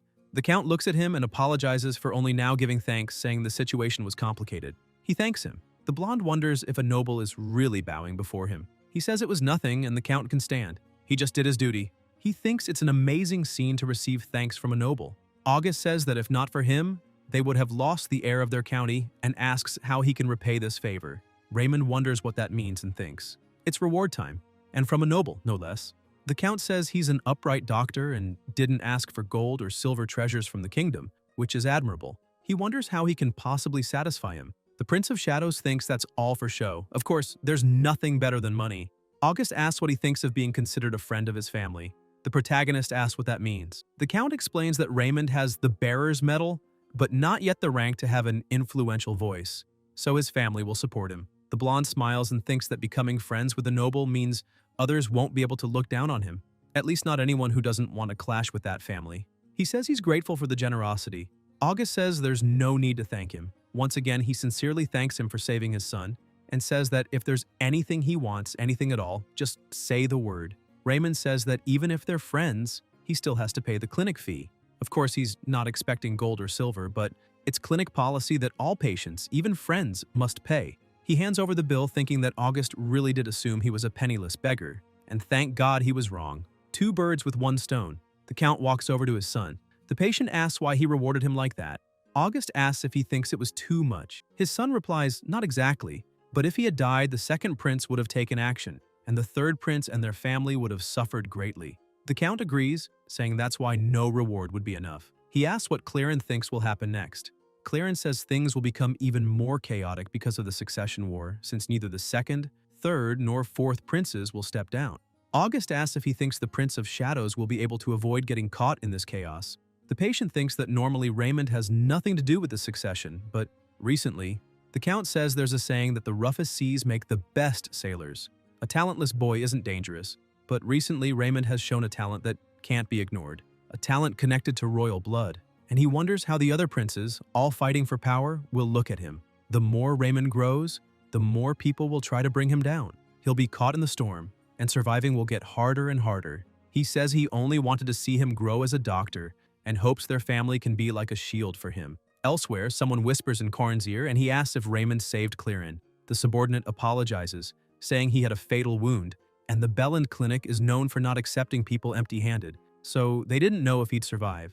It's interesting, since last time they treated Sophia, he thought they were just lousy healers. The second prince says to cancel that plan. That damn guy ruined everything. He used to be his cute little puppy. Karen watches. He stands up, walks to the window, and says that now he'll have to keep an eye on him, and that troublesome little puppy keeps trying to change. Elsewhere, someone makes a hand gesture saying, "Finally, the day has come." It's the protagonist. He thinks about the reason he survived working for 5 long years, the reason he stayed in that ridiculous clinic, the healer qualification exam. With tears in his eyes, he says he can finally stop being an apprentice and become a real doctor. The healers comment that the chief was expelled and they heard it was because of the blonde, that apparently he cured the count's successor and last time he saved the princess. But it was probably just luck. One of them overhears and says that for just luck, that's already the 3rd time. And that thing called medical technique. It may be different from healing, but maybe it actually works. The other 2 healers look furious and say that's impossible, it's just some kind of pseudoscience. And opening someone's body and sewing them back up is barbaric. A girl says the king himself recognized medical techniques. They respond that His Majesty was influenced just because it came from his own son, and they didn't think he was that type of person, but that must be it. Anyway, they heard he's taking the exam to get a license, and the results will prove how useless his medical techniques are. They ask if he'll even pass, and if he wants to bet because they're sure he'll fail with an F rank. Hansen hears them talking. Somewhere else, the apprentices are seated. The protagonist is smiling, thinking that he finally signed up for the qualification exam after 5 years. He waited so long for this. People recognize him sitting there and ask if he's the Prince of Shadows. They thought he was rank F and wonder how he got there. One of them replies that apparently he got in with special privileges after saving Her Royal Highness. It'd be hilarious if he saved her but failed here. It'd be a disgrace to the king. The blonde hears their conversations and starts getting nervous, wondering what will happen if he fails, and whether he'll even get another chance. What will people say? He thinks they'll say, "Knew he was useless." Hansen asks what he'll do if he passes. After all, he's been an apprentice for 5 years trying to take this exam. Doesn't he have something he wants to do once he becomes a healer? Raymond thinks of something he wanted to do. Eat meat, steak, filet mignon, top sirloin, ribeye, flank, rump cap. But he can't say that. One thing he wanted to do as an apprentice, he remembers the healers taking care of patients. In the present, the Prince of Shadows says he wants to care for patients too, and he'll care for them with confidence. Treating patients and seeing their faces, he wants to experience those feelings. Notifications arrive. Steelheart has been activated, and thanks to his care for the patients, he now has a will of steel and solid determination. The protagonist realizes something. His anxiety is fading. He thinks Steelheart activates in these kinds of situations too, and wonders if it'll activate whenever he thinks about the patients, even if not during treatment. Hansen says that's cool and hopes he passes. The blonde replies, "Yes, I will pass, for sure." The girl looks beside him and notices he's not nervous. She wonders if he really has that much confidence in this treatment method, the medical technique, until someone calls out number 39, Raymond, and calls him in. He quickly stands and enters the room. The evaluator asks if his healing power is below rank F. The Prince of Shadows replies, "Yes." The red-haired examiner tells him to show his power. The protagonist says okay and begins releasing his power. The judges watch his power. Once he finishes, the woman laughs and asks if that can even be called healing power. The evaluator says it's embarrassing just to look at. The redhead says it's not even worth attempting the qualification exam and asks what he was thinking registering for this. Raymond says he's aware of his shortcomings until someone cuts him off, saying that if he's aware, he can leave. The Prince of Shadows says to wait and to give him a chance. The redhead glares at him and says not to waste their time, just leave. The protagonist thinks he expected that reaction, which is why he prepared something. He activates the skill Eloquence, which he found and purchased from the market earlier. This skill allows him to tell stories better and has synergistic effects with Steelheart when acting on behalf of a patient. The blonde asks if they're saying the healer's tower is going against the words of His Majesty. The evaluator doesn't quite understand. Raymond says he knows his healing ability is very low, but the medical technique he uses is an officially recognized treatment method by His Majesty, and he asks if he should assume the healer's tower is now publicly ignoring the king's will. The evaluator wonders if he's always been this eloquent, then says, "Of course not, but all the healers in the Cross-Federation Empire are affiliated with the healer's tower, and the healer's tower does not recognize any treatment method other than healing. If they acknowledge his medical techniques, they'll be going against the tower." The Prince of Shadows says that's only true if they recognize it without testing. But if the healer's tower in the Houston region respects the king, then they should at least give him a chance to prove his treatment method works. One of the evaluators agrees and says that if they don't even test it, it could be seen as defying His Majesty. The redhead says they'll give him a chance, and if he can cure the patient, they'll acknowledge his method. The protagonist gets excited. He got his chance. Now he just needs to cure this patient. He opens the envelope and wonders who the patient is.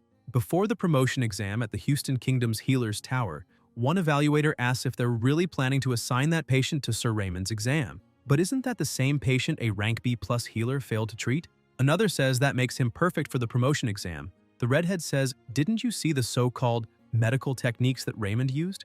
He used lightning magic to shock the princess, used a knife to cut someone's flesh, and stitched them up with a needle in a clinic. Are they seriously going to let someone using such crude methods go unchallenged? One of them asks if he's trying to force him to fail. The redhead answers yes. Another evaluator questions what will happen if people find out they assigned such a difficult patient for the promotion exam. Would the count let it slide? The redhead says even if the count has become his ally, what can he do? The healer qualification exam is under the tower's jurisdiction. Maybe he can influence other areas, but not this. One agrees, saying that's true. The redhead thinks, how dare a filthy, illegitimate child take the promotion exam and try to become a healer? He remembers the fourth prince's mother is his niece, and there's no way he'll let him pass. She asked him to ensure that bastard child fails the exam. The evaluators think Garrison must have lost his mind, and that the boy will fail quickly anyway. Back in the present, the protagonist opens the envelope and sees that the patient has ulcers. He asks if passing means curing this patient. The redhead wonders why he's so happy. He thinks ulcers constantly worsen. The flesh rots, even with healing. It's a disease even a rank B plus healer can't cure. He answers yes. The blonde thanks them and says he'll begin. The evaluators watch and wonder if he even knows how difficult it is to treat that illness. Has he gone mad from desperation? Somewhere else, Raymond is with a man who asks if his father is really going to get better. The Prince of Shadows asks if he can examine his father first. The man says yes and to follow him. They go to the patient's room. The protagonist thinks it smells like smoke. He's never smelled something like this before. The man apologizes and asks if it smells bad. The blonde replies that it's fine, that it's normal since the man is unwell, and says he must have suffered a lot. The patient's son says he's holding on. Raymond thinks all the other healers got scared as soon as they entered. He asks if his father can't move. The man says yes, he's gotten weak from old age and has been bedridden for a long time. The Prince of Shadows thinks that's normal for a patient with ulcers and says he'll take a look at the wound. When he examines it, it's very serious. He thinks it's in really bad condition, but thankfully, the bones weren't exposed, so it's still within his ability to treat. The patient's son asks about it. The protagonist says not to worry, he's going to cut away the affected flesh and help the tissue grow back. The man says other healers also said they'd help the flesh grow using healing, but the condition only worsened. The blonde thinks he's not surprised. It's a pressure ulcer. If a patient who can't move keeps lying down, the wound worsens due to pressure. Raymond says that won't happen this time because there's a simple way to prevent it. The man asks if he's serious. The Prince of Shadows says that before anything, he'll need to perform surgery to remove the necrotic flesh and expose the infection. The man asks what he means by surgery. The protagonist tells him to trust him. He begins preparing his tools and puts on his surgical clothes. And then, the system shows his status. The blonde notices his attributes: vitality, intelligence, and remaining attribute points. He realizes that his sense stat has risen to 18 without him even noticing. And with these stats, it's pretty amazing considering he's just a novice resident. And if he also uses surgeon's agile hands, then dealing with the necrotic tissue is a breeze. He'll expose the rotten flesh and extract the yellow discharge. The patient's son watches anxiously. Raymond, finally, will use an herb with natural antibiotics to sterilize, and he's done. The man asks if he's finished.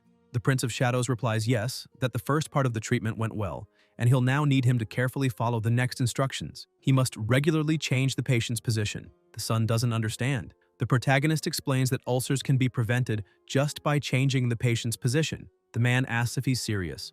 The blonde replies that the infection still needs further treatment, and he'll stay there and help with the infection until the patient fully recovers. The man thanks him. Later, still in the same place, Raymond looks at the awake and recovered patient and congratulates him on his full recovery. The old man thanks him, and so does his son. He says not even a rank B plus healer could heal his father, and he thought they'd have to give up because they couldn't afford higher ranked healers. He thanks him again for healing and treating his father so well. The Prince of Shadows replies that it was nothing. He just did what he should as a healer, and if they follow what he taught, there should be no more problems with ulcers. Elsewhere, the redhead asks how this happened, how he managed to cure an ulcer. The man with glasses asks if he saw it. He says the patient was clearly cured with new flesh. People nearby say it's fascinating and that there's no justification to reject him now. The redhead wonders what excuse he'll give to the fourth queen. An evaluator says the most important thing is, what's his rank? They note his healing power isn't even rank F, yet he managed to cure an ulcer that even a rank B plus healer couldn't. They ask what rank they should assign him. Since he treated a B+ level condition, shouldn't he be given a B+ rank or even an A? Someone scoffs and asks how they can give a B+ rank to someone whose healing isn't even F. But they also can't just give him F. They ask Garrison what he thinks. The redhead places his hand on his head and looks at the paper in his hand. He says rank D would be the most appropriate. The evaluators question that, saying D is too low. Garrison says that although he cured a severe condition using an ancient technique, his healing power is F or lower. And even with extra points, he can't justify anything above rank D. The evaluators argue that he healed a B+ level illness, and the reasoning for such a low rank is weak. They also say his sponsor won't be happy. The redhead insists the medical exam is the exclusive responsibility of the healer's tower. The sponsor has no right to intervene. Someone brings up the count. And what about the princess and the king? Raymond says he was the one who saved the princess. Someone even rank A healers couldn't save. If they assign him rank D, His Majesty will find it suspicious and ask why. And what will they say? Garrison gets irritated. He thinks he has to look good for the fourth queen, but can't look bad to the king either. It's a hassle. He says to contact the imperial capital and ask them. They ask about the capital. Is that where the Healer's Tower headquarters is? The Cross Alliance Empire is an alliance of 10 territories. The emperor who represents all 10 regions resides in the capital, and the Healer's Tower HQ is also there. The redhead says if the decision comes from there, not even the king can complain. They agree. It's the safest option. Soon after someone arrives, it's the reply from the capital. Garrison opens it. What is this? Rank U? One of them asks what that means. He's never seen that rank before. Maybe it means intermediate? Maybe even the capital struggled. The redhead thinks that neither the fourth queen nor the king will be able to say anything now. It means that while he may act as a doctor, the Healer's Tower will not officially recognize his method. He agrees and orders it. Declare him rank U. And that's how the first rank U in history was born. People ask what rank that is. They've never heard of it before. Is it new?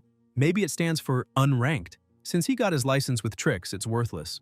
A rank fitting for him. From that day forward, the letter U basically became Raymond's symbol. But as time passed, people began to see U with a different meaning. Untouchable and ultimate. Rank S and rank SS. And beyond them, a supreme rank that surpasses even the transcendent class. But that's a story for a distant future. The protagonist looks at the paper and realizes he passed. He gets really excited and says he finally did it. He became a doctor. His boring life as an apprentice is over. No more vegetable soup and bread. From now on, it's steak only. The protagonist grabs a matchbox and says that this disgusting bell-end clinic will never have to see them as a doctor again, and he's going to burn it. Hansen asks what he's doing. The blonde replies that it's cold, and his assistant says it's summer. Raymond changes the subject and asks if he also passed. Hansen replies yes, as a rank C. The Shadow Prince discreetly throws a fire paper on the floor and asks what Hansen plans to do now and if he'll get a job as a real doctor. The assistant replies that he's not sure and that the Maple Clinic contacted him. The protagonist says Maple Clinic is one of the top 3 in the capital, basically the main clinic for commoners, and congratulates him on the good job. Hansen asks about him. The blonde says they can talk about it later and suggests eating a good meal first since he'll pay. The assistant asks if he's paying, saying apprentices don't get paid, so where did he get the money? Raymond says he got a loan as soon as he passed from Healer Loans. Hansen asks about the loan and what for. The Shadow Prince says he has things to do. Anyway, the meal is on him today and tells him to come along. Sometime later in another place, the protagonist says he's drunk and his assistant says he can't drink anymore. The blonde is quite calm. Hansen thinks he looks really happy and wonders if he should ask him now. So he calls him and asks if he can ask something. Raymond says to ask away. The assistant asks about the ruin where he got the medical technique and if he could say where it is. He says that even if it collapsed, there might still be some knowledge left if searched thoroughly. The Shadow Prince asks if that's it. Hansen says he won't tell anyone, and to tell him. The protagonist says the ruin doesn't exist. He just gained the power one day. The assistant asks what he means. The blonde replies that he was just cleaning, and knowledge he had never seen before just flowed into his mind like a miracle. Hansen stands up, really irritated, and says he could have just said he didn't want to tell him. He knows how he was looked down on by others and understands that he wouldn't want to share such a talent, but he could have just said that. He asks if he really had to lie to him. Raymond says he didn't lie.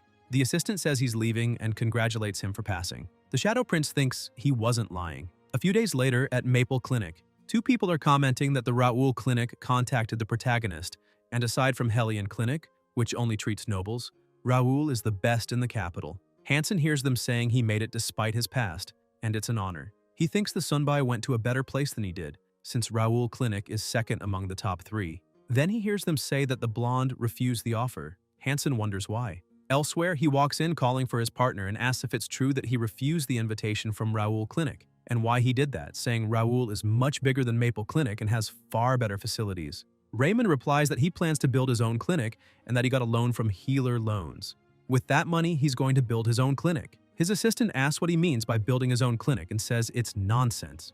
He asks if he thinks it's easy to build one and says he should at least get some experience at Raoul Clinic first. The Shadow Prince replies that he knows it's not easy, but he'll do it anyway. His plan was to become independent as soon as he officially became a healer. His current class rank is novice resident, and he needs to treat as many patients as possible to advance further. He thinks that if he were at Raoul or some other big place, he'd just be sidelined by senior healers and would see fewer patients, especially since his medical techniques are looked down upon by the healer's tower. He needs to become independent so he can treat patients without being judged. Hansen asks where he plans to build the clinic, since all nearby regions are taken by large clinics and there's no space left. The protagonist says he has a place, the Bay Area. The assistant says if it's the Bay Area, that's a poor region. The blonde replies that's exactly why. He'll build his clinic in a poor region. Hansen asks why, saying he'll suffer a lot and won't make enough money. Raymond says he'll treat a massive number of patients and thinks that's how he'll gain more experience to become the best healer and filthy rich. Hansen just watches. Elsewhere, the third prince asks if Raymond really refused the offer from Raoul Clinic and plans to build his own clinic. He says it's unexpected, as he thought for sure Raymond would accept the offer from Raoul. His subordinate confirms it and says he's already keeping an eye on him. Lemerton thinks he was going to provide him a great opportunity, as thanks for handling the issues with August, but who would have thought he'd reject such a blessing? He recalls telling the Count that since Raymond saved his son, who was leaking information to him, he would kindly push him into employment at Raoul Clinic as a reward. In the present, the third prince says that once Raymond became useful enough after learning at Raoul Clinic, he would invite him to serve by his side. The subordinate asks if he acknowledges Raymond's medical techniques. Limerton responds that as long as he can save people, who cares what techniques he's using? He adds that since Raymond gave up the opportunity, their relationship ends here, and thinks he's still too foolish. He asks where he plans to build the clinic. The subordinate says it's rumored he's going to open it in the Bay Area. The third prince asks about that area and recalls it's an extremely poor region in the northwest outskirts, completely lawless, and no noble dares to visit. About 100 years ago, the Houston Empire lost a war against its biggest rival, the Drotten Kingdom, and a large portion of its southern territory was lost. Refugees from that incident, who lost their homes, were relocated to those outskirts and formed a massive city in the Bay Area. The empire wasn't able to care for them properly, as the nation was still reeling from the war defeat. Now, 100 years later, the city has turned into a malignant abscess that can't be removed. The king tried to intervene after a long time, but not even the extremely charismatic second prince, the cold and intelligent third prince, or the fourth prince, highly skilled in swordsmanship, were able to stabilize the Bay Area. Limerton once said, it wasn't a region that should be stabilized, but rather wiped off the map. The king, however, says they are also citizens of the Houston Empire. The princes wonder why their father is so obsessed with that pile of trash, when they are like a disease to the empire. In the present, the third prince says that in the Bay Area, where the three princes failed, the Shadow Prince will appear. He wonders how things will turn out. Elsewhere, a girl asks about the Bay Area and why he would go there of all places. She questions if he thinks it's something special. The healers reply that maybe a poor and chaotic village like that is perfect for an illegitimate and filthy person like him, saying it suits him perfectly and is absolutely disgusting. In another place, civilians ask why he's going to that poor region, telling him not to go because it's very dangerous and they don't know what could happen to him there. The protagonist says he'll be careful, so there's no need to worry. He'll definitely succeed and open a branch there, and when that happens, they'll be able to use his services. An old lady tells him to be careful and not get hurt. Hansen says a letter has arrived for him. The blonde asks about it and says goodbye to the civilians, saying he'll read it on the way. He asks why Hansen didn't hand it over earlier. The assistant gives it to him. Raymond takes the letter and realizes it's from the princess. He opens it and reads that she calls him a fool for deciding to go to the Bay Area. The Shadow Prince thinks she's still a spoiled brat. He crumples the letter. Hansen calls out to him, asking if he shouldn't reconsider it one more time, saying it's not something he should do just because he wants to see more patients. He might not know this, but that place is really dangerous. That place is... The protagonist interrupts and says no, that he knows the place very well because he used to live there. The assistant doesn't really understand. The blonde asks if he didn't know, saying he's from the poor village. Hansen thinks more deeply and recalls that they said Raymond grew up in a poor village before going to the palace. Raymond says he lived there before his mother passed away, and he had to move to the palace, and he could even call it his home. He thinks people treat the poor village like some kind of hell, but it's not true at all. It's just another place where people live. The poor village was a warmer place to him than the royal palace or the Belland Clinic. He says it's always been his childhood dream to build a clinic in that poor village, so there's no need to worry so much. He'll be fine. He just needs to be careful. Hansen stares at him and says to take him along, asking if it wouldn't be better to travel as a pair rather than going alone. The Shadow Prince agrees and asks if he didn't receive an offer from Maple Clinic. The assistant replies that it doesn't matter because that place is full of people obsessed with money, even more than Belland Clinic, and they're disgusting bastards. The protagonist says he also likes money and thinks that the reason he's going to the Bay Area is to gain experience so he can become filthy rich. Hansen says that even before saying that, he already knows how much he cares about patients, and he'd rather work with him than with those greedy healers. The blonde thinks he's saying he's obsessed with money and experience. That's why he's going there. The assistant says he has a request to be allowed to learn his medical techniques by observing him. Raymond asks if he wants to learn his medical techniques. Hansen looks at him. The Shadow Prince says he's not at the level to teach anyone yet and thinks he's just a novice resident, wondering how he could even teach someone. The assistant thinks he probably just doesn't want to teach anyone and asks if that's really the case. The system notifies that his partner has requested to learn from him and asks if he wants to accept. Upon accepting, apprentice training mode will activate. The protagonist wonders about this apprentice training mode. More notifications appear asking if he wants to accept him as an apprentice. In apprentice training mode, you train your apprentice until they become a doctor, and if successful, you receive skill points as a reward. When the apprentice heals a patient, a percentage of XP is shared. Current number of apprentices, 1. The blonde is surprised he can gain XP if his apprentice heals people using medical techniques. He thinks he was worried since XP requirements jumped from 50 to 200 after reaching level 20, and despite the limitations, this is very good. He says he still has a lot to improve in several areas, but will teach while studying the areas he's weak in. Hansen kneels and thanks him, saying he's eager to learn from him. Notifications confirm that he accepted the partner as an apprentice and completed his first apprentice. His skill points increase by 5, and he learns the skill Clumsy Teaching, which allows him to teach new students in the medical field and raise them to low-rank residents. The explanations will be awkward due to lack of sufficient knowledge, and some parts will be incorrect. Raymond thinks it's an underwhelming skill but decides to take it one step at a time, aiming to achieve his dream of becoming the greatest healer once he starts receiving XP from his apprentice. He says it's time to go and thinks that this was the first apprentice of the new medical school of thought that would one day shock the continent. The day to depart for the Bay Area arrives. Hansen shows up wearing armor, a weapon, and a shield. The Shadow Prince notices his outfit and asks if he's planning to fight someone. The apprentice tells him not to be surprised. He just prepared because the Bay Area is dangerous. He asks if he's not wearing chainmail under his clothes or anything like that. The protagonist replies that it's just in case of unexpected incidents since his body is precious. Hansen asks if it's not because he's afraid of the people in the Bay Area. The blonde thinks he's feeling nervous now that they're actually leaving and admits that it's true. The area is lawless. The apprentice rummages through his bag and tells him to take something. Raymond asks if it's a rod. Hansen says he also needs to be able to defend himself. The system notifies that he has equipped a weapon, small metal rod, and that he can now learn a self-defense skill. The Shadow Prince wonders about this self-defense skill. The system explains that doctors working in dangerous environments face various risks, and this is a skill to protect both the doctor and the patient in such situations. However, his vitality is too low to learn any self-defense skills at the moment. The protagonist wonders about all these skills, magic and now self-defense, and if he's going to end up becoming a legendary swordsman or mage or something. Hansen asks what he's doing. The blonde says it's time to head to the Bay Area. They agree and go, feeling quite afraid. They arrive in the Bay Area. The apprentice asks if they'll be okay. Raymond replies that there's no need to worry. He used to live among people like this, so as soon as they see him, a mother and daughter peek through a window. They look around the area, very run down. The Shadow Prince says they should go to the clinic first since everything is already prepared. They arrive at the clinic. The protagonist asks why there are no patients. Hansen asks if it's because it's the first day. He replies that must be it and says they should wait a bit longer. Half a day later, still no patients. The next day, there are no patients either. 2 days later, still none. The blonde, deep in thought, asks why there aren't any patients. The apprentice asks, what if people don't know there's a clinic there? Raymond replies that it's impossible. There's a huge healer's mark on the gates. And news spreads fast in the slums, so even a deaf person should already know they're there. Then suddenly the glass shatters. Someone threw a rock. The apprentice runs out to see who it was and is shocked, calling for him to come see. The Shadow Prince goes and asks what it is. Hansen says, "Look," the protagonist sees graffiti saying things like, "This isn't a playground for kids," and "Get out if you don't want to die." They go back inside. The apprentice says they have to leave now because the place is dangerous.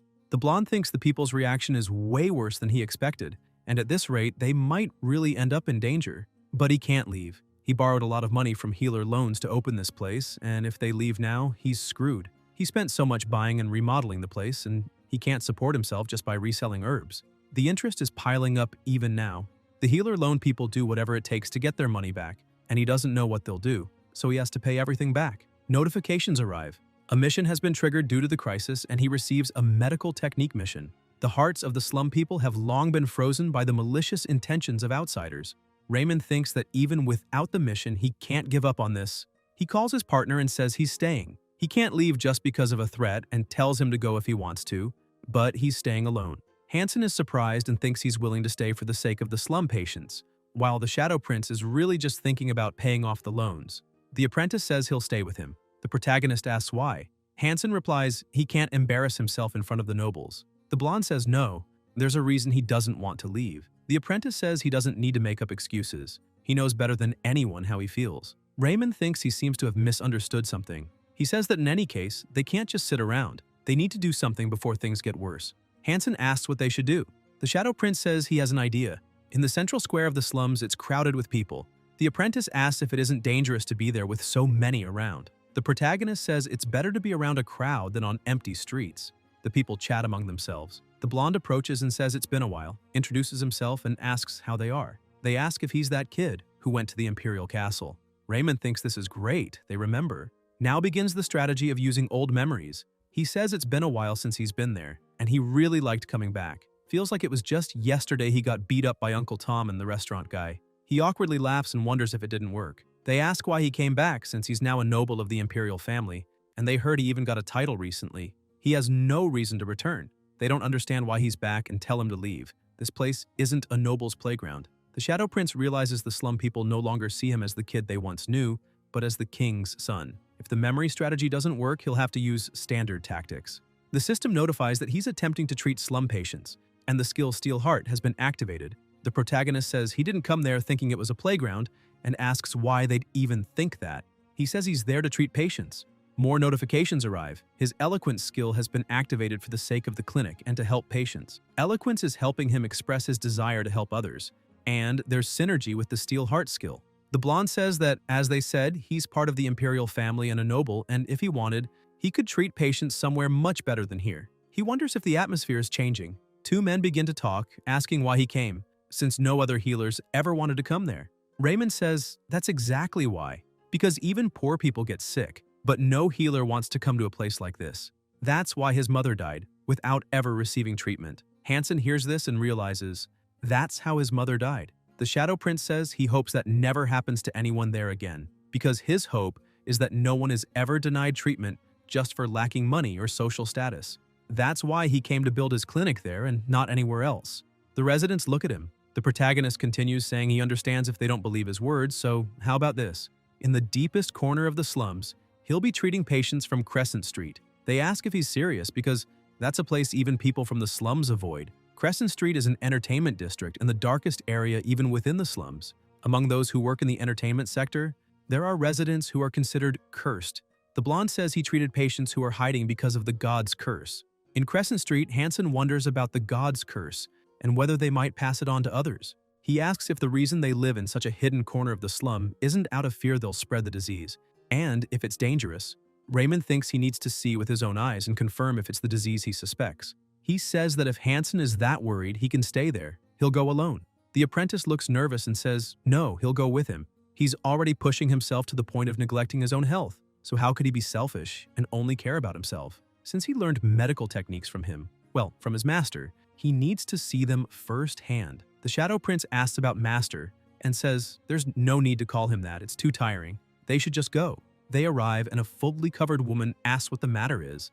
The protagonist says he's a healer and came to treat all of them. The woman stares at him and starts laughing, asking if he really wants to treat them. She tells him to go ahead. Try treating a disease like the god's curse. Hansen notices her body is covered in red and black spots and wonders if it's an infectious disease. The blonde asks if he can take a closer look. He puts on gloves and approaches her. The woman is surprised, wondering how they get so close without fear, and thinks it's a cursed disease. Raymond observes her arm and notes the common signs of ulcers accompanied by spots. There's a high chance it's the disease he suspected. With proper medical knowledge, it's not a curse, just a type of skin disease. He asks if he can examine the rest of them as well and says that if they don't mind, he'd like to examine every part of their bodies. The women reply that they don't really care. After all, they sell their bodies. But not to blame them if the disease spreads to him too. The Shadow Prince thinks that if he's right, this disease doesn't spread through mere contact, so there's no need to worry. He tells them not to worry. What they have isn't the god's curse, just a normal disease. They look at each other, all the women are there. One of them asks if what they have really isn't the god's curse. The protagonist says it's a disease known as syphilis. They say they've never heard of it and ask if it has a cure. The blonde thinks that after a while, the spots fade and the disease goes dormant. Even though it's not identical to Earth's syphilis, it's still a variant. Unlike regular people whose condition doesn't worsen with healing, patients in the slums who go untreated keep getting worse, and that's why they believe they're cursed. And even if it's a little different, the bacteria causing it should be the same, so the treatment method should also be the same. Hansen says, syphilis. Ancient knowledge really is incredible, and asks if there's any treatment method. Raymond replies, yes, it's a very simple treatment. He then asks if they weren't going to eat those loaves of bread. Can he take them? They don't quite understand. The Shadow Prince explains that the bread is full of mold and can't be eaten, and asks what they intended to do with it. He says he's going to make a magic pill. The apprentice writes down notes about the moldy bread and the pill and thinks about his partner, wondering what he's trying to do now. The pills from the Magic Tower, the legendary medicine that changed all of medical history, penicillin. There's no real need to create penicillin just to treat syphilis, especially since it's also possible to treat it with herbs that grow in Lipentina.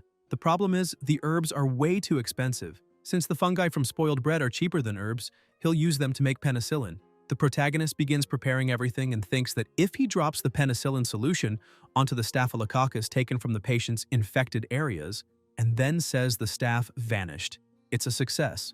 The system notifies that he has developed the first antibiotic in Lipentina. With the achievement of creator of penicillin, the accomplishment will be praised for generations. He receives 10 bonus skill points and levels up.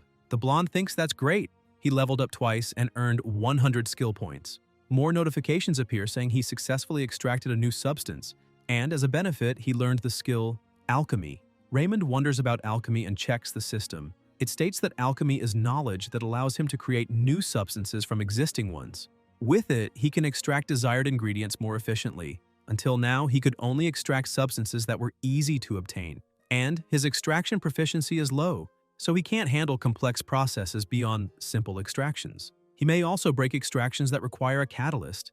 Basic alchemy knowledge starts appearing in his mind. The Shadow Prince thinks that using this knowledge, he'll be able to extract only the ingredients he wants and make extracts, which will let him use fewer herbs and save a lot on costs. He can already feel the money coming. Thanks to alchemy, producing penicillin will be much easier. He begins applying it to their bodies and says she'll start getting better from now on. The apprentice is exhausted. Sometime later, someone asks how this is possible. The women say the curse is disappearing. They're already feeling much better. They ask how they can repay him and whether the treatment is expensive. The protagonist thinks that even among the slum dwellers, these women were the most isolated and abandoned, and there's no way they could afford to pay. But that's fine. His only goal is to use this to promote his clinic. He tells them they don't need to pay anything and not to worry about it. He's decided to dedicate his life to patients, and just seeing them recover is payment enough. He thinks that if his clinic becomes famous because of this, he'll make a fortune. He says that if they know of other patients with similar symptoms, they can send them to his clinic whenever they want. He'll treat them just like he treated all of them. He thinks this is his chance, and he needs to make sure everyone hears what he did and recommends his clinic. The women talk among themselves, wondering how someone like him could exist. They thought all healers were rotten to the core, and now they're asking if he's an angel sent from the heavens for people like them. Meanwhile, the apprentice is sleeping. Elsewhere, the locals say that the patients from Crescent Street are completely cured, and they heard healer Raymond didn't even charge for the treatment. They ask if he's the prince who opened a clinic in the slums and say it's amazing. He's very different from the other princes who came there before. They wonder if he really came to the slums for the sake of the people. A boy says he's thinking of taking his mother to the clinic. The system notifies that the mission to change the minds of the slum residents has been completed, and the achievement, the one who helped the slum people, has also been completed. He levels up and receives 30 skill points, with the benefit that the slum dwellers are now friendly to a certain degree. People start coming to the clinic. Hansen says the clinic is packed with patients. The protagonist thinks he can feel success coming, and now he just needs to make a ton of money. He tells everyone to line up and says they just need to get a waiting ticket from that healer over there. The apprentice welcomes them. The system starts notifying for every patient treated, and he gains experience points. Hansen says he's never treated so many patients before. The blonde is impressed and thinks he's gaining XP really fast, even receiving XP from his partner. It was a good decision to take on a disciple. An old woman thanks him deeply for being cured. She says she's never met such a kind healer before and always thought people like them would just die if they got sick. Her son says he saved his mother's life and thanks him for that. Raymond thinks this is the feeling. This is what he wanted to experience. He takes her hand and says it was nothing. He's just happy to see her getting better. They leave the clinic cured. The apprentice says he has a question. The Shadow Prince asks what it is. Hansen asks about the medicine that cures syphilis and how he thought of it. The protagonist replies that it's ancient knowledge. He got it from the ruins. Or rather, not from the ruins. The apprentice asks if it's that knowledge that just appeared in his head one day. The blonde answers yes, and that he's not making it up just because he doesn't want to tell. It's the truth. He also doesn't know why he suddenly received this talent. The apprentice says he thinks he knows, when suddenly someone approaches.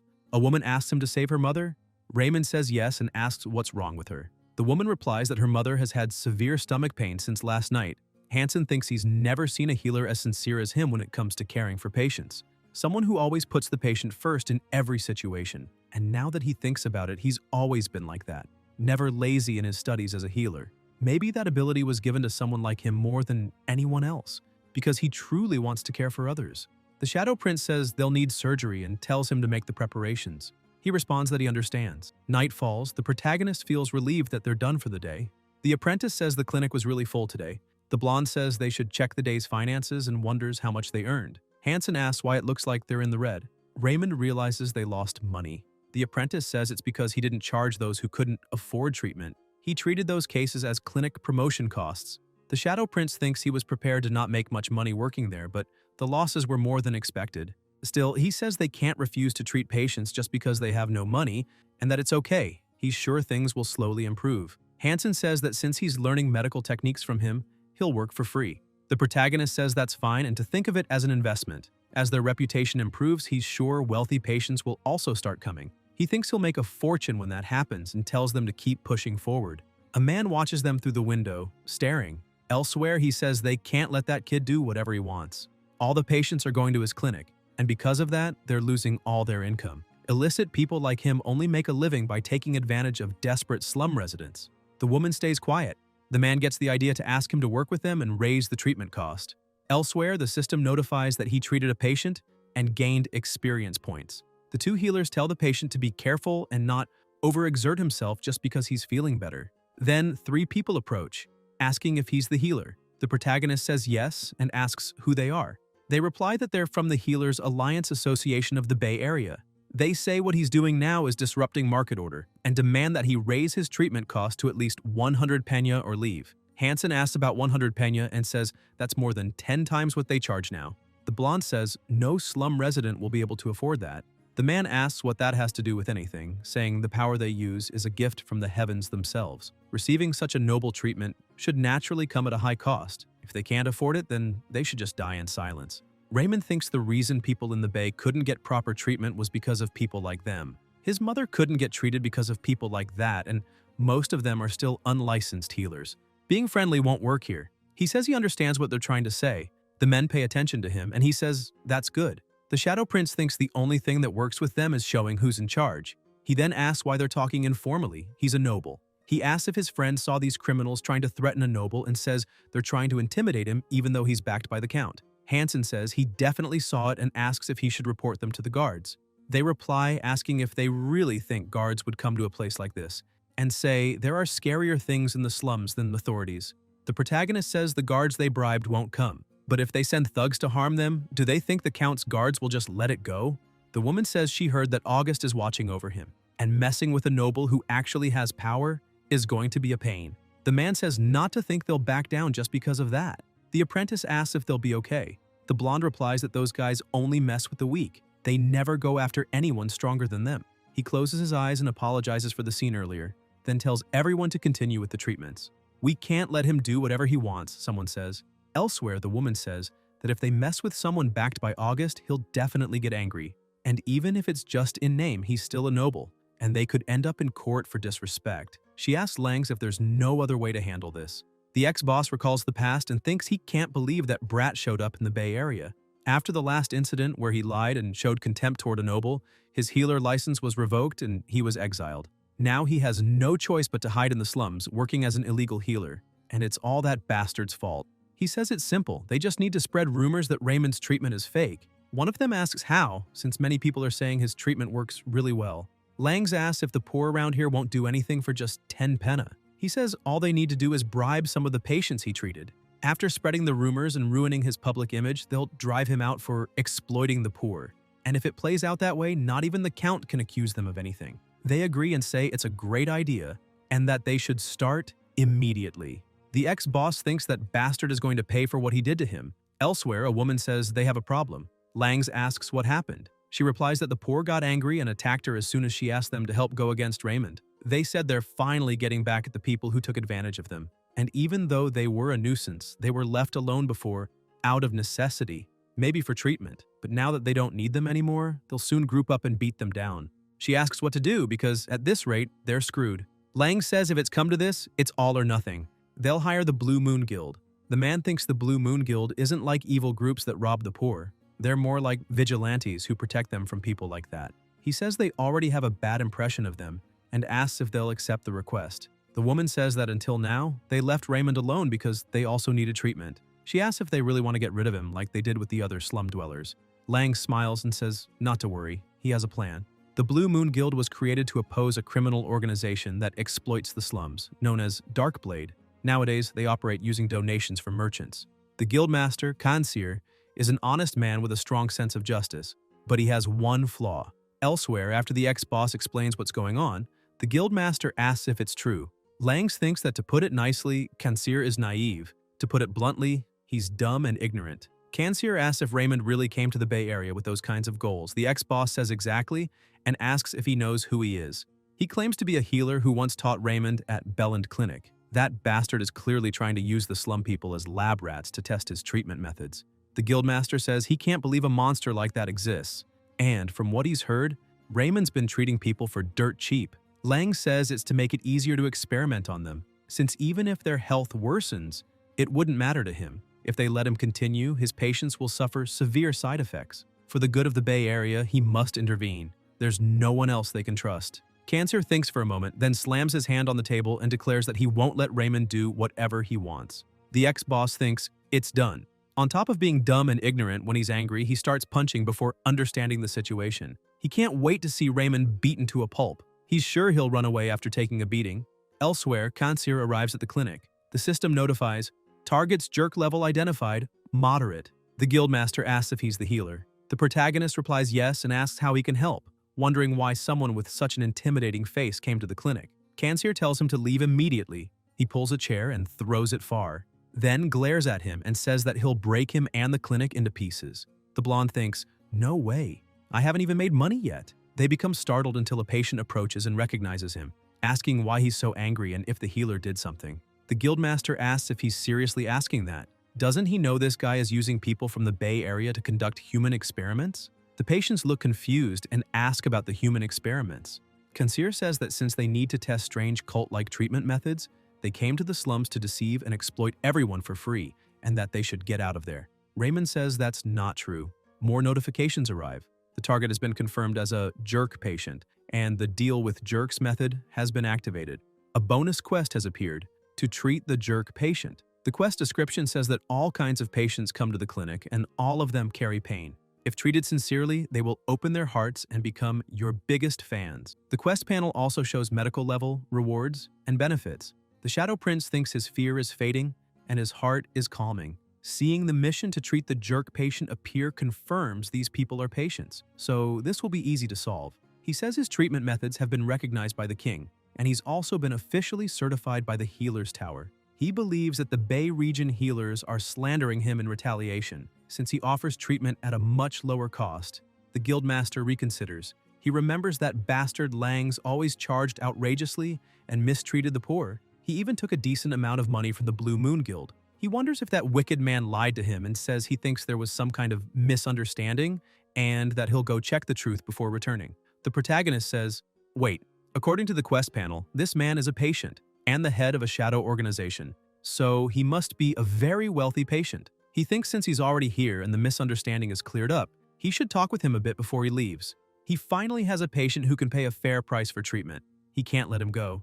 He says since he's already there, and how about doing a quick checkup, and asks if he's been feeling unwell anywhere. Concierge replies, "Not much." The blonde says it's fine even if it's just a minor discomfort, and that even if other healers couldn't treat it, he should feel comfortable saying anything. The guildmaster says that even though he's been treated before, it's an illness that keeps coming back. Raymond thinks, "I knew it," and asks what it is. Kanzer says he feels pain in his anus, and there's bleeding when he goes to the bathroom. The pain eases when healers use healing magic, but it returns quickly. The Shadow Prince thinks that's hemorrhoids, and says those symptoms won't disappear unless the root of the problem is treated, and he'll take care of it. The master asks if it can really be cured. The protagonist says yes, a simple surgery will fix it, and he'll help so he never has to suffer from it again. Kansier hesitates about surgery and wonders if Raymond's trying to experiment on him. He thinks that every time Langs charged him a fortune, he only reduced the pain but never treated the problem. If Raymond can really make it go away for good, he says he accepts the treatment. The blonde prepares his tools and sees it's a third-degree hemorrhoid. He just needs to cut the hemorrhoidal tissue and can handle this level of surgery. He activates surgeon's nimble hands and more notifications arrive confirming the skill activation and temporary sensory boost. After using herbs as anesthetics, Raymond will remove the hemorrhoid tissue, tie the blood vessels with thread, cut the tied part in one go, and stitch the wounded area. He first cuts the worst hemorrhoid at the 3 o'clock position, then the ones at 7 and 11. The system notifies that the treatment was successfully completed. The quest is done, he leveled up, and earned 10 skill points. The Shadow Prince thinks, "I did it." He says the surgery is finished and that Cancer did very well. Cancer asks if it's really over that quickly. The protagonist says he might feel some pain for another 3 days and recommends doing sitz baths during that time, explaining what they are. The guildmaster thanks him and says he's suffered with this for years.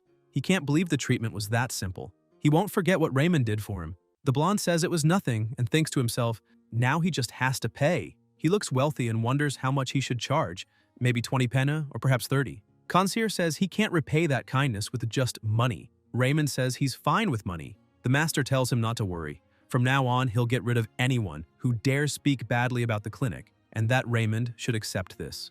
The Shadow Prince asks what's inside, and Hansen replies it looks like about 300 penna. The master storms off cursing Lang, saying he won't let this slide. The two thank him for the money and wish him a good day. The apprentice asks if he mentioned something about Langs. The protagonist says he doesn't know and doesn't care. And they're having steak for dinner tonight. Elsewhere, crates crash to the ground. Langs, shaking in fear, says something must be wrong. Cancer says he didn't like them from the moment they showed up, trying to take advantage of the slum folks, but he let it go because no other healer would come there. He then asks how they dared speak ill of someone as good as that healer. They beg for forgiveness and call for help. The ex-boss groans about his teeth. The master says that if they ever show their faces again in the Bay Area, he'll knock out all their teeth, and they'll spend the rest of their lives eating porridge. All illegal healers, including Langs, are expelled and never seen again in the capital. After that, the Shadow Prince's clinic becomes highly successful. The locals say that thanks to him, even their wounds have completely healed. In the past, they never even considered visiting a healer, and never imagined someone so kind could exist. The system notifies accumulated XP and a level up. The protagonist says, "Have a good day and take care." He then checks his status and all his stats. He sees he's at level 28 and says he'll keep going until level 40. He thinks it's been exhausting lately due to the heavy patient flow. Now it's time to boost his senses and then move on to vitality. Once he has a good amount of vitality, he'll also need to raise intelligence. If he keeps leveling up like this, it won't take long before he becomes the best healer. Then Cancer shows up and says they have a huge problem. Raymond asks what happened. The master replies that he needs to flee quickly. There's someone with an infectious disease. It's the Reaper of Elimination, and if he stays there, he'll also fall ill and die. Hansen looks shocked upon hearing Reaper of Elimination and realizes it's what Lipentina calls smallpox, one of the worst infectious diseases. The Shadow Prince thinks that smallpox and the Black Plague together have a fatality rate of over 30%. It's one of the deadliest infectious diseases. He may be able to save some patients if he does his best, but he can't stop hundreds or thousands from dying. The apprentice says they need to flee immediately. The protagonist wonders what to do. Should they really run? When the Reaper of Elimination, smallpox, or the End Fog, Black Plague, appears, everyone is told to evacuate immediately. That's the unofficial rule given by the Healer's Tower. Smallpox is a disease that took billions of lives on Earth, according to basic medical knowledge. If he doesn't run now, he'll get infected and die too. The Master says he heard they're going to burn the patients and purify the area soon. They need to leave fast. A woman approaches and asks if it really is the Reaper of the End. She says that even though people called what they had the God's curse, didn't the healer prove it wasn't like that? And it's been a long time since there was a smallpox outbreak in the Houston Kingdom, so it's strange that it would suddenly reappear in the capital. The blonde thinks she's right. There's no guarantee it's smallpox. He asks what symptoms the patients are showing. Concierge asks again what their symptoms were. A civilian says they all have high fevers and are covered in blisters. The elders who had the Reaper of the End in the past gathered and said the symptoms are the same as what they experienced. Raymond thinks, high fever and body blisters? There are tons of diseases with those symptoms besides smallpox. He's confident he can identify it if he checks in person. But if it really is smallpox, it's dangerous to get close. Hansen asks what he's thinking and says if it truly is the Reaper of the End, he could lose his life. The Shadow Prince says if it's not, patients who could be saved will be burned alive. The apprentice says if that's the case, they could also catch the disease and be burned too. The protagonist wonders what to do and wishes someone could give him a guarantee. The system notifies a new quest to save the patients who are about to be unjustly eliminated. Medical level, basic, difficulty, medium, completion conditions. Several infected patients are at risk of being killed by burning, which is not a valid treatment method. Use your knowledge to prevent this unjust execution. Reward, 20 skill points and a level up. The blonde realizes this is an unjust execution. He says he's not leaving. The others are shocked to hear this. Raymond thinks they don't have smallpox, and he can save them using his knowledge. Many infectious diseases, including smallpox according to basic medical knowledge, are transmitted through droplets, spread by saliva, nasal discharge, or coughing. The protagonist thinks that if it's transmitted through droplets, then they need a physical way to prevent it for now. He tells his assistant to bring a thick cloth that can be used as a mask, gloves, and a robe that covers his whole body. Hansen asks what he's going to do. Raymond replies that he's going to see the patients personally. Elsewhere, someone shouts from inside a house that they don't care about dying, but to please leave their children alone. The children cry for help. The man holding a torch apologizes and says they can't risk being wiped out because of them until someone arrives and tells them to wait. It's the Shadow Prince wearing a hood. The man asks who he is, and the protagonist replies to calm down, that he's a healer. The man asks why he's dressed like that, and his companion says it's dangerous. The children in that family are infected with the Reaper of the End and need to be purified. Raymond tells them to wait a bit and asks how they concluded it was the Reaper of the End without a healer. They ask if high fever and blisters aren't symptoms of the Reaper of the End. The Shadow Prince says that other exanthematous diseases also share the same symptoms. They can't be sure yet, and he'll go inside to confirm. The men ask what if he gets infected. The healer says not to worry, he has a way to handle it. He made an improvised safety suit, but it won't be enough, and he opens the marketplace. The system shows that he can buy any skill he wants with skill points, though there are many restrictions due to his low rank. The protagonist notices the shield and buys it. This shield protects against physical threats. The higher the proficiency, the greater the protection against stronger threats. And since his mana is low, the time he can use it continuously is short. He activates the shield and more notifications arrive stating that the magic in the shield is active and that his intelligence points are increasing proportionally to the magic level, allowing him to control magic more easily. A burst of energy surrounds him. Raymond thinks that even if the magic only lasts a short while, it should be enough to block the droplets. And along with the suit, it should be decent protection. So he's ready and enters. He walks up to the door. The assistant wonders if he just used shield magic. Meanwhile, inside the house, the mother is crying, holding her 3 children, and notices someone's presence, asking who he is. The Shadow Prince introduces himself, saying his name and that he's a healer. 2 of the children run to him, saying they don't want to die and beg for help. The woman asks if he's the prince. The protagonist says he's a healer and will examine them. He pulls up the child's sleeve and thinks it looks a lot like smallpox. Raymond examines the spots on the body and tells them to relax. It's not the Reaper of the End. The woman asks if he swears. The Shadow Prince says it's known as chickenpox in the old language. The blisters aren't too severe and the palms and soles are relatively clear. The blisters aren't too deep and are more superficial. These are characteristics of chickenpox, not the Reaper of the End. Chickenpox heals naturally if you just wait. The woman asks if they'll recover. The healer replies yes and says he'll explain the situation to those outside. He goes out to explain, and shortly after, the family he visited is well again, with no blisters on their bodies. The woman says her children fully recovered and thanks him. The protagonist says he barely did anything. The woman says he saved their lives and she'll never forget it. Hansen says that's great, and he was really worried it was the reaper of the end. People say that if it weren't for him, they would have eliminated an innocent neighbor and thank him. The system notifies that he saved the patients from unjust elimination and completed the mission, and the title, One Who Lives for the Patients, was earned. He leveled up and received 20 skill points, his reputation increased, and as a bonus, his friendship with the people of the slums also rose. Raymond observes and thinks that these moments are always rewarding, no matter how many times they happen. People are very happy and grateful, saying that thanks to him, the region feels more stable now, and that he's truly trustworthy. They can finally live like human beings again. Elsewhere, a voice asks how long the Bay region will be ignored.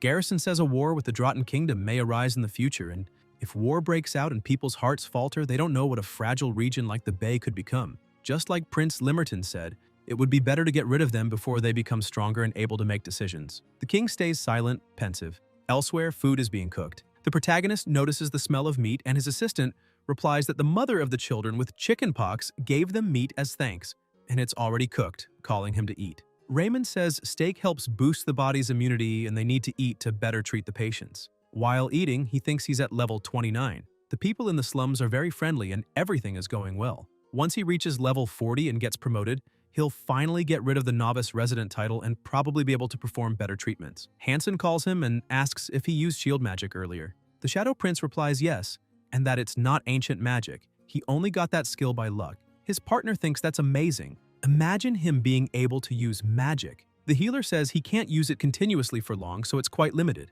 The assistant asks if it's because he doesn't have much mana. Mana is healing, magic, aura. Among others, the source of all these miracles is a mysterious power. Healers use mana to heal, mages use it for magic, while knights would use mana blades and aura. As a healer, he has a little mana, and in status points, that would be one. Hansen says that if there's a way to increase his mana, it would be a great help when treating patients. The protagonist wonders if he should try to train mana like knights do, and says he doesn't think it will help. Knights use the lower energy core to train mana, accumulating it just below the stomach. Mages use the middle energy core, known as the mana heart, acquired through knowledge and enlightenment, accumulating mana around their hearts. Healers use the upper energy core to use mana, and, among the three classes, healers have the hardest time accumulating mana. Raymond thinks it's hard to develop the upper energy core, and a healer with lots of mana or great healing power only gets that by being born with talent. So no matter how hard he tries, he won't get past rank F. He wonders about the mana he's using for magic now and thinks it's not possible to switch cores, whether upper, lower, or middle. Healers using the upper energy core can only heal. Mages using the middle can only cast magic, and knights using the lower can only use aura.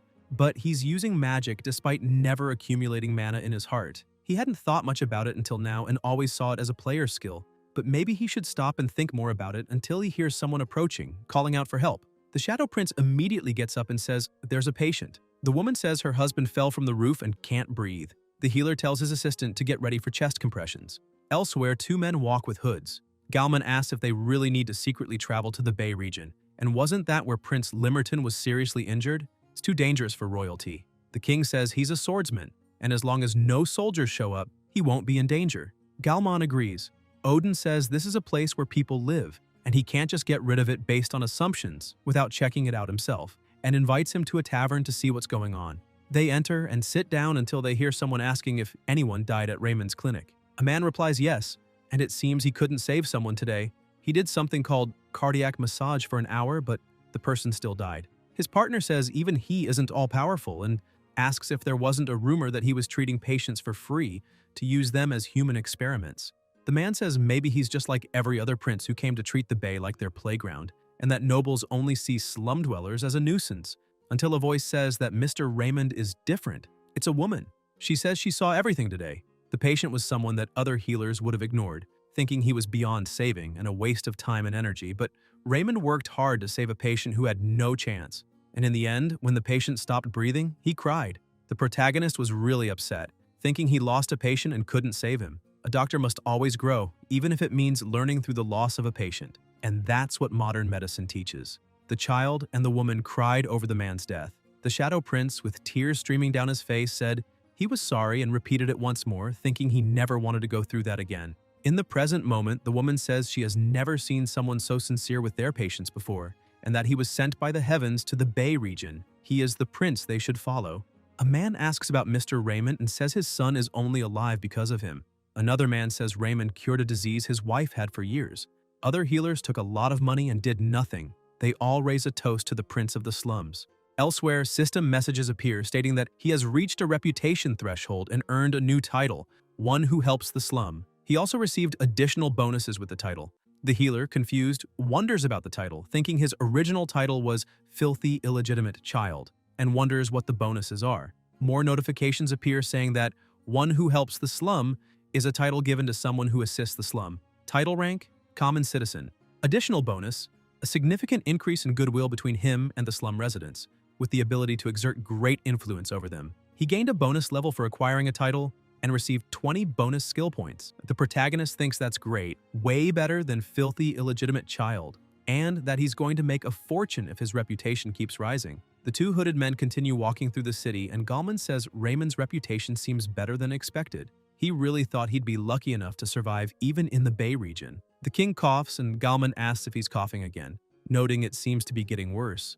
Odin says it's just a cold and that they should return to the palace. Gallman agrees it might be the best thing to do, until they hear someone calling for help. They run toward the noise, and two thugs ask what they're looking at, telling them to mind their business and leave. The girl being held pleads for help. The king draws his sword and tells them to back off. Around the blade, an aura begins to emit. The thugs look and ask if that's a mana blade and tell him not to take another step. Odin rushes at them with his sword. The girl looks surprised, and the attackers are cut down. Houston asks if she's okay and tells her she's safe now. The girl summons a dagger and stares at him with killing intent, then slashes his arm, releasing a dark mist. The king wonders if she's an eliminator targeting him until she's hit in the shoulder. Houston glares, and the girl grits her teeth and speaks something in another language. Smoke starts to spread. The king asks if it's smoke magic and if she's trying to escape by blocking vision, saying she won't get away. He also notices the smoke seems to affect the respiratory tract and wonders if she used this magic knowing he had a cough. Odin sees her approaching through the reflection in his sword and strikes her immediately, plasma splashing everywhere. Gallman asks if he's okay. Houston says it's just a scratch, but Gallman notes the cut is turning blue. It's very deep. The king says to stay calm. A swordmaster won't be done in by something like this. Gallman says if they don't treat it soon, he might lose the arm. Odin says there's a Rankable healer at the palace, Henrien, who can treat poisons. Gallman replies that the poison will keep spreading on the way back. Houston realizes the symptoms are already worsening. He might really have to amputate. Gallman asks if Raymond's clinic isn't nearby. The king asks if he's suggesting being treated by him. Gallman asks if he shouldn't at least receive emergency treatment, saying that since Raymond worked at Belland for 5 years, he should be able to perform emergency care, even if he can't fully cure the problem. Odin agrees. They head to the clinic, and the protagonist asks what he's feeling. He sees two hooded figures with plasma stains on their masks and wonders if there's been some faction war among the black guilds or something. But if they're from one of those guilds, they must have money. He says the patient injured his arm and asks if he can come with him. The king says he's poisoned and needs his help with emergency treatment. The Shadow Prince wonders if they're criminals who can't show their identities, but it doesn't matter. A patient is a patient. And he says he'll take a look at the wound. The healer notices the patient is in terrible condition and wonders what kind of poison it is. He says that aside from the wound, he needs to know if the man has any other symptoms: blurred vision, palpitations, dizziness, or headache. Houston replies that he's feeling a bit dizzy, has a slight headache, and thinks his heart is also beating a bit fast. The protagonist finds his voice familiar and wonders who he is, perhaps one of the patients he's treated before. He says the wound is in bad shape, and the pulse doesn't look good either. It seems to be caused by dragon plasma and neurotoxins. Odin says to just give emergency treatment to stop the spread for now. They'll get proper treatment later. Raymond says no, that he himself is capable of treating it. Gallman asks what he just said. The Shadow Prince explains that the poison is from a white snake mixed with an extract of alpenrose.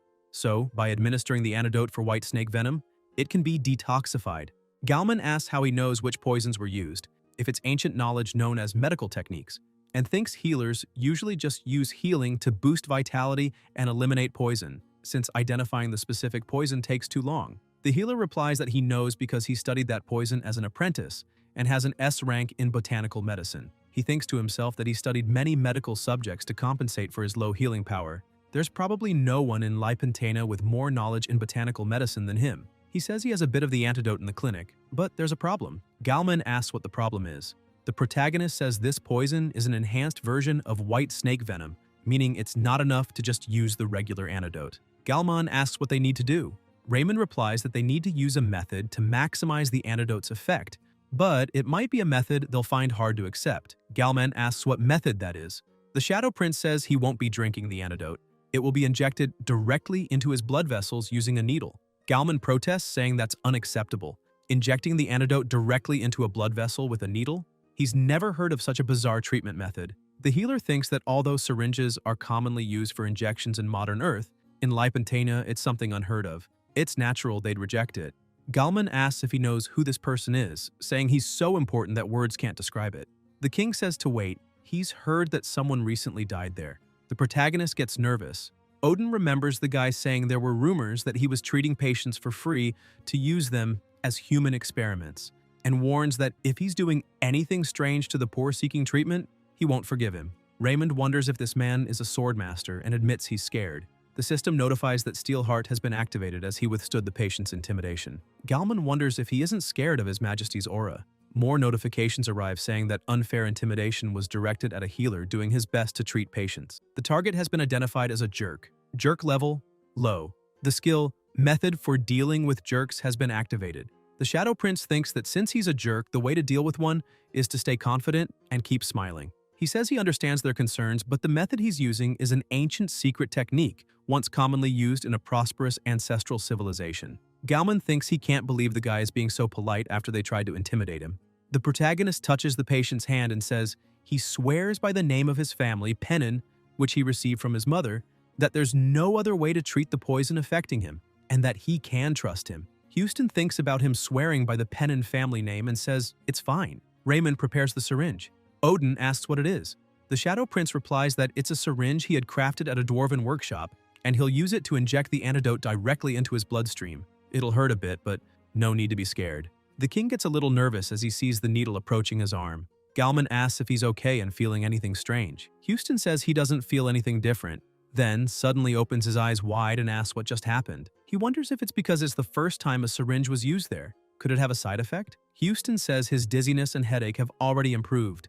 The healer feels relieved and Galman asks how he's doing. Odin says he's not fully recovered yet, but he's much better than before and wonders how the symptoms could have improved so quickly, since even an antidote usually takes some time to show effects after being consumed. How could something act immediately? The protagonist thinks the injection worked even better than expected, and that they'll probably get to eat meat tomorrow. The king asks about his arm and whether the wound will heal on its own over time. Raymond replies that the strange symptoms have completely stopped, and the skin injuries will regenerate naturally as time passes. There shouldn't be any after effects that impact his arm's mobility. Houston thinks that if he'd been stubborn and insisted on returning straight to the castle, he probably would have had to cut off his arm or lose some function in it. And Raymond helped with Princess Sophia too. This is already the second time. As a governor, he must be clear and fair about punishments and rewards, so he owes him a big favor and tells him to say if there's any reward he wants. The Shadow Prince says that if that's the case, then he wants money, and that it wasn't anything that big. Just pay for the treatment. He thinks that since the man uses aura, he must at least be an executive in the Black Guild, and they're going to squeeze a fortune out of him. He says this treatment method is a little more expensive than normal. Galman asks if just money is really enough, telling him to feel free to ask for whatever he wants. They're people who can do many things. The protagonist says he's a healer, and it's only natural for him to care for patients. Why would he expect favors for that? He says the normal treatment fee is already more than enough for him and thinks squeezing money out of the two is more than enough. Galman thinks he acts the same way even outside the Imperial Palace. He really is a pure and honest healer. The king asks how much the treatment fee is. Raymond replies 500 pennas, thinking it's the most expensive bill he's given since opening the clinic, but this is his chance. No harm in trying. Odin reacts to the 500 pennas, and the Shadow Prince wonders if he asked for too much. Hansen whispers that that's a large amount. It could feed a common person for nearly half a year. The healer thinks he can't lower the price. This is his only chance to get the clinic out of debt. The assistant says they don't accept checks. It has to be cash. Houston says 500 penas is a bit. Then the protagonist cuts him off and says it has to be 500 penas. It's a fair amount considering the treatment he received, and mentally begs him not to ask for a discount. Galman thinks that's way too cheap. An A-rank healer would have charged at least 1,000 penas, and considering the cost of the antidote, he thought he'd ask for 2,000. He can understand why the people of the Bay like him. He really is a healer who only cares about treating patients and nothing more. The king says he'd like to ask something. Raymond waits for the question, hoping it's not about the price. He's trying to pull a fast one here. Odin asks why he puts himself through so much trouble in that area when he's such a competent healer, saying he could make way more money by opening a clinic somewhere else. The Shadow Prince feels relieved that the question wasn't about the price, and replies that it's because he has a bigger goal in mind. Houston asks about that goal. The healer confirms it, and the king wonders if his goal is to live entirely in service of his patients. Galman thinks he can't believe an illegitimate son who was treated so poorly could become such an admirable person, and wonders what his majesty is thinking. Odin says he understands and that it's fine. Galman asks how he feels. Houston replies that he feels much better and says they should get going. He doesn't have any money on him right now. The protagonist wonders what he just said and thinks he really needs that money. The king says that in exchange, he'll give him this. He can sell it and keep the money. Raymond gets excited, thinking the ring looks expensive. Hansen wonders if that's the mermaid's tear pearl, an item worth more than 10,000 penas. Odin says that's probably still not enough to cover the cost and that he'll return in the future. He's looking forward to seeing how the clinic will be by then. The Shadow Prince wonders what he means by looking forward, but thinks it doesn't matter. He got loads of money and gets excited, saying they're having steak for dinner tonight. His assistant gets excited too. Galman thinks the king must be looking forward to seeing how the clinic will grow from here on out. After all, he's the first prince to settle successfully in the Bay region. None of the others managed to do it. Houston says it's time to find the criminal now. Galman asks, "Criminal?" The king replies that he's talking about the one who planned his assassination. Since they knew exactly where he'd be, there must be an informant inside the castle. He orders them to find the mole. Galman says he understands and thinks that apparently there's going to be a plasma bath in the castle. Elsewhere, a hooded man with his hand on a magical sphere says they failed to eliminate Odin. Even after using white snake venom, he thought they'd at least leave him crippled. It's a shame, but it's fine. They'll have many more chances. A sword is slammed onto a map. The man says he can't believe Odin recovered with no lasting effects from white snake venom. Was there always such a skilled healer in the Bay region? The sphere replies that if there's a powerful healer, they might interfere with the future plans and asks whether it should identify and eliminate them. The hooded man says not to worry about that because the next plan can't be stopped, no matter how strong the healer is. He gives a 1-month deadline and warns not to fail this time. He raises a goblet and says the day the kingdom of Houston will be completely destroyed is approaching. Elsewhere, meat is being cooked. The protagonist arrives to serve his partner and tells him to eat a lot. His partner says he got it. He's going to eat and boost his immunity. Raymond asks why he's suddenly talking about immunity. Hansen asks if it wasn't him who said that. He said steak boosts immunity, so both patients and healers should eat it for their health. The Shadow Prince thinks he's only eating it because it's tasty, but it's not entirely wrong to say it boosts immunity. Anne says that's right, they'll eat steak until they burst for health. It's juicy and delicious. And he's happy he became a healer, until someone approaches and asks if anyone's there, telling them to open the door. They wonder who it could be. The protagonist opens the door and asks why they're there. A group of men ask if he's Raymond. The Shadow Prince realizes they're from the Black Guild and wonders why they're there. Did something happen with that patient? He says yes, it's him, and asks what they need. One man steps forward and says they're scaring him with that tone, apologizes for the rudeness, and introduces himself as Toms, owner of a small business in Langtrom. The healer wonders if he's the tyrant of the entertainment district and recalls that his guild is the largest black guild in the Bay region. He's the master of the wicked Black Blade Guild. Tom says he's there because he has something to say and asks if he can come in for a bit. The protagonist wonders what business he could have with him. Both healers are scared. The master of the Black Blade Guild enters with his crew and says he was having dinner, then asks if that meat over there isn't the kind fed to dogs. He says Raymond is someone doing good deeds, so how can he be eating something so disgusting? Toms touches the plate and it shatters. Raymond notices it exploded just from his finger. His assistant quietly says he's from a top-tier Aura Knight family. The guildmaster tells his men to throw away that disgusting food. The Shadow Prince wonders why on earth he's doing this to him out of nowhere. He's scared. The system notifies that vandals have invaded the clinic. Steelheart activates. A light shines. More notifications arrive confirming the target is a jerk. Jerk level, very high. The method for dealing with jerks skill is activated. The healer thinks it's true. He can't keep shaking in fear now. Criminals only get crueler when they sense weakness. He must be brave. He asks why Toms came to the clinic and says if he's sick, he'll treat him, so he can feel free to say so. Toms notices he isn't scared, didn't expect that, but admits the kid has guts. He says there was a misunderstanding. He's just there to greet the healer who's working so hard for the Bay region and brought something they prepared. His men approach with a sack. The assistant says there must be around 1,000 penas in it.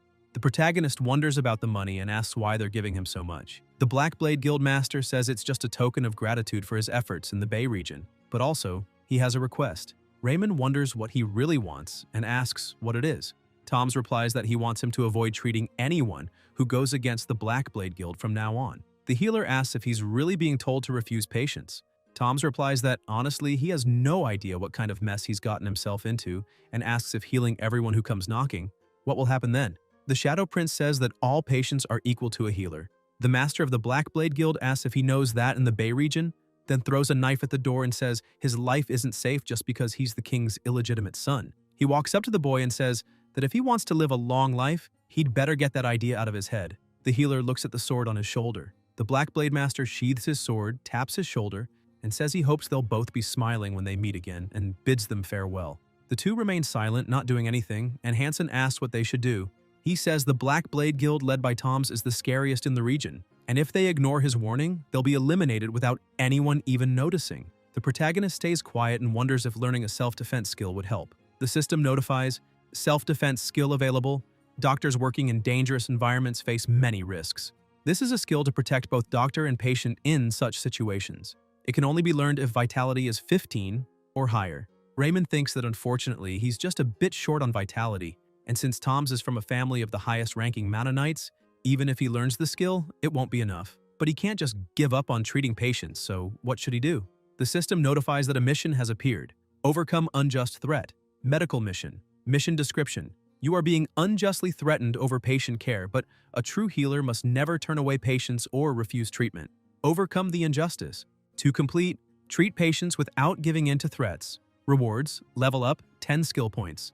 Additional info, secret rewards upon completion. The Shadow Prince wonders about overcoming an unjust threat and thinks, easy for you to say. Do they want me dead? Just then, someone arrives asking for help. The healer asks if there was a fight. The injured girl coughs. The boy says it was the Black Blade Guild. They said she didn't pay her taxes on time and beat her like that. Hansen asks if it was really the Black Blade Guild. The boys say she can't breathe properly and beg them to save her. The protagonist says she has some broken ribs that are piercing her lungs. It's dangerous to leave her like that. The assistant hesitates and mentions what Tom said. Raymond looks at the girl and thinks that no matter what the consequences may be, they need to save her first. He touches her and feels her breathing is heavy. Her lungs must be filling with plasma. They need to drain it quickly. He tells his assistant to get the surgical knife and hose. Hansen tries to speak, but the Shadow Prince asks if he wants to see her die right there, and tells him to hurry. The assistant, scared, says, okay. Later, still in the same place, the healer exits the room and says he made them wait too long. The boy asks how she is. The protagonist replies that she'll be okay now. The two boys thank him. Hansen watches and calls him over, asking what they'll do if the Black Blade Guild comes after him for this, and suggests asking Cancer from the Blue Moon Guild for help. Raymond replies that the Blue Moon Guild doesn't come close to the power of the Black Blade Guild. They'd lose instantly. He wonders if he should pack his bags and run. His debts are still growing and he hasn't leveled up enough. Not even selling the ring from earlier would cover them. Even if he somehow escapes, those healer debts, in other words, the damn loan sharks, will come after him. He wonders what to do. The system notifies, mission complete. Gained the title, One Who Overcame Injustice leveled up. Gained 20 skill points. The Shadow Prince watches as more messages arrive saying he received a bonus reward. The healer wonders what the secret reward is. Another notification arrives. An item that can temporarily increase proficiency, capable of raising a skill to rank A for 24 hours. The protagonist wonders about raising a skill to rank A, since most of his skills are only rank D. The system notifies that a new mission has appeared. Prevent your patients from suffering. Mission description: a group of criminals is harassing your patients. A true doctor never turns his back on patients in pain. Defeat the criminals and protect them. Mission requirement: defeat the Black Blade Guild. Reward: bonus level X3, 50 skill points. Raymond wonders about defeating the Black Blade Guild. Has the system gone insane? He thinks that if he ignores this mission and runs, he'll probably be caught and used as a slave by those guys. He asks himself if he can really raise any of his skills to rank A, and whether it's possible to increase his magic proficiency. He thinks that A-rank magic, advanced class, is the kind of magic only high-level mages can use, and with that, he might be able to knock Tom's out with a single strike. The problem is, Even if he raises the magic rank, he doesn't have enough mana to use it. The Shadow Prince walks and wonders about his other skills. Maybe there's something else that can help him. He thinks about writing a letter to Concer and asks if that would help. He starts writing the letter and his assistant asks what he's doing. The healer replies that he's not running away. Hansen says this is really dangerous and asks if he doesn't remember how cruel the Black Blade guys are. The protagonist says he does, and even so, he can't just walk away. The assistant says he knows he cares about the people in the slums, but this is way too dangerous. Raymond says he has a plan, so just trust him and come along. What he's about to do is very important, and this letter has to be delivered. He asks if he understood. Hansen replies that he did, and that he'll deliver it, even if it costs his life. He walks out. The Shadow Prince sighs and thinks that the secret reward boosts proficiency. And there's one skill absolutely crucial to this plan: Steelheart. More notifications arrive. Steelheart proficiency has been raised to rank A. He now possesses an unshakable will and a heart of steel. Proficiency will last for 24 hours. Chains radiate around his heart. The healer thinks he feels completely different from when the skill was rank D. He's not afraid of anything now. Time to go. In the entertainment district, Lantrum, Black Blade Guild. Tom says, "Look who decided to show up," and says he can't believe Raymond came personally to a place this low. In fact, he was just about to call him over since they had some business to discuss. The protagonist thinks Tom's probably wants to finish him off since he treated the people hurt by the Black Blade Guild. But now that Steelheart is rank A, he's not afraid anymore, and says he came because he has something to say. The Black Blade Guild master asks what it is and tells him to speak. Raymond bows and says he's sorry and asks for forgiveness just this once. Tom stares at him and asks why he did something he knew he'd regret. The Shadow Prince says he deeply regrets it and won't make the same mistake again. After everything that happened, he did a lot of thinking. He's tired of doing stupid things in the Bay, and he'd like to offer his loyalty. If a war breaks out between the Black Blade Guild and the others, wouldn't they need a healer? And he says he's a healer with exceptional techniques, even recognized by the king, and offers to become their exclusive healer. The Black Blade Guild master laughs and says that's a little different from what he was told. He thought Raymond was someone who served the slum people. The healer thinks that if he messes up now, it's over, and says that actually his goal has always been to make money. No one over there was going to hire him, so he had no choice but to come to the Bay. But now that he's met someone as amazing as Tom's, he can't keep working among the poor for scraps. He thinks to himself that he endured being bullied for 23 years. Sucking up to others is his specialty. And now, with Steelheart at rank A, he can kiss anyone's boots without flinching. He says he offers his loyalty and even his life, and asks Tom's to accept it. Tom says he likes him. Humans are naturally greedy. The protagonist says that's exactly right, and he knew Tom's would understand. Wise words indeed. And if Tom's accepts him, he'd like to examine him for free this time. The Black Blade Guildmaster asks what he means by examine. Raymond replies that yes. Among the ancient secret techniques he uses, there's one called medical examination. It's used to detect illnesses that may develop in the future, and just so he knows, this is his top-tier skill, something only nobles get to experience. Tom's wonders, only nobles, huh? He can't miss that opportunity and says that in that case, he'd love to try it.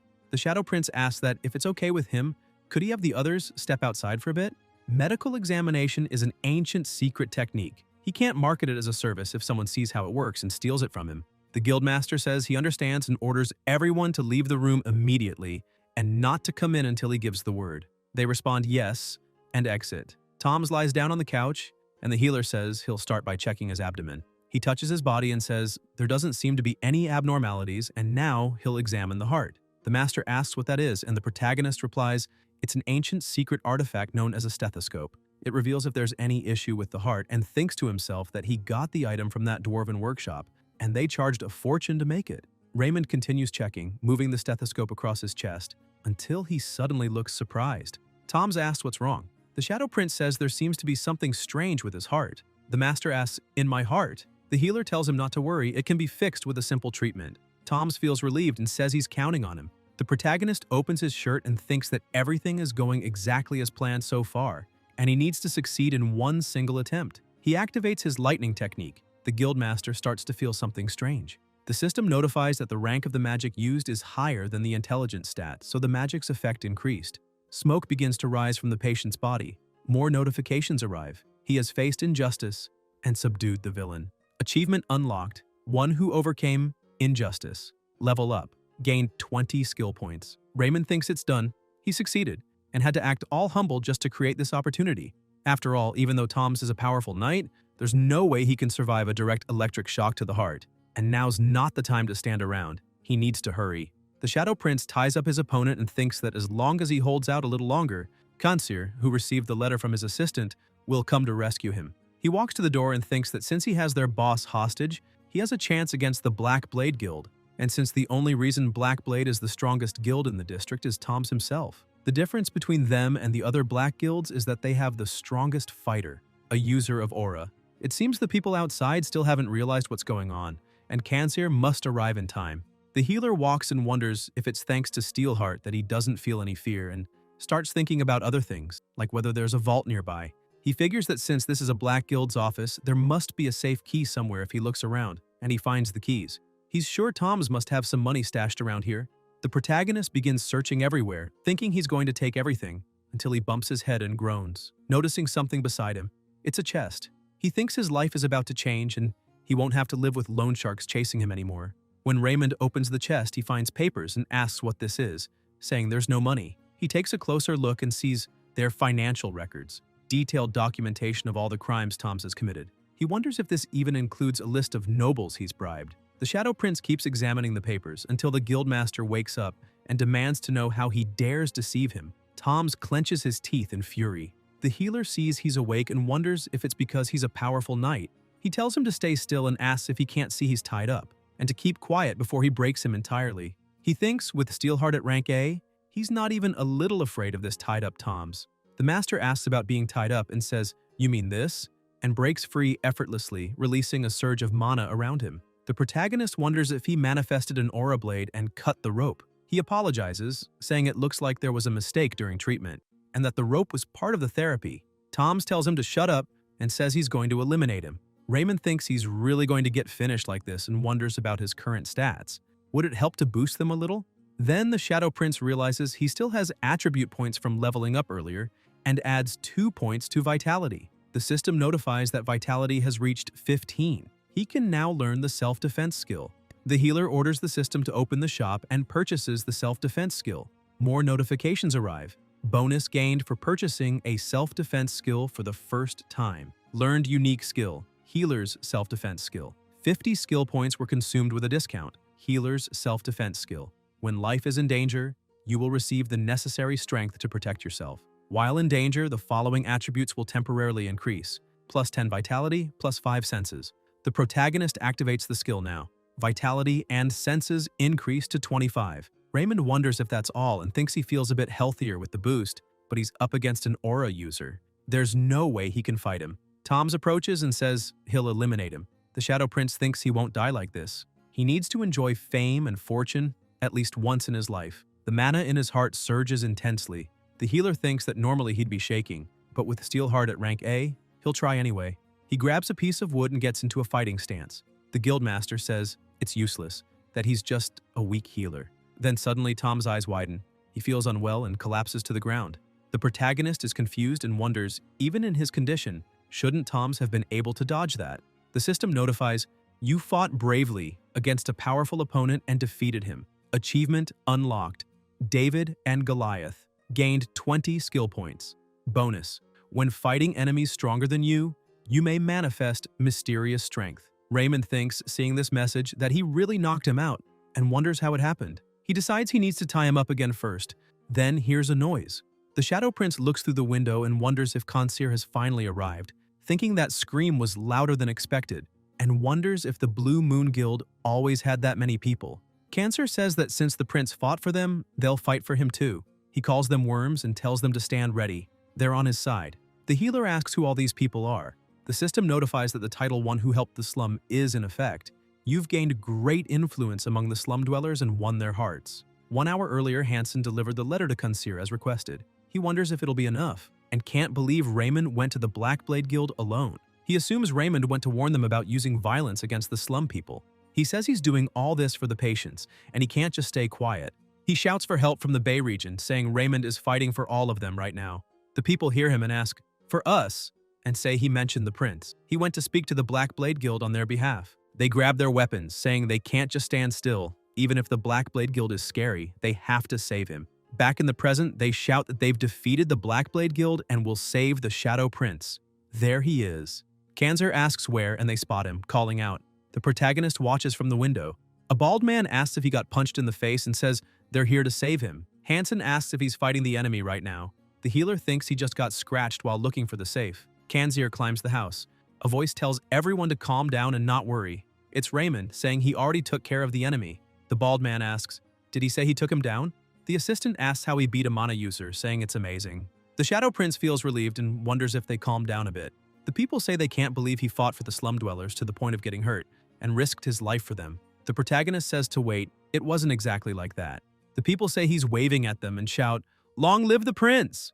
Raymond smiles and thinks, whatever, I'll just accept it. The Shadow Prince had no idea how impressive he looked to the slum people, calmly waving in silence with a rank A steel heart. The people keep shouting about his confidence and presence, asking if this is really the prince, because they no longer see him as an illegitimate son of royalty. Kanseer tells them to shut it. The only prince the Bay region recognizes is Prince Raymond. The system notifies that the mission has been completed and he leveled up. Elsewhere, a voice asks if Raymond really defeated the Blackblade Guild, saying it's not easy to root out a guild that completely controlled the slum and wonders how he did it.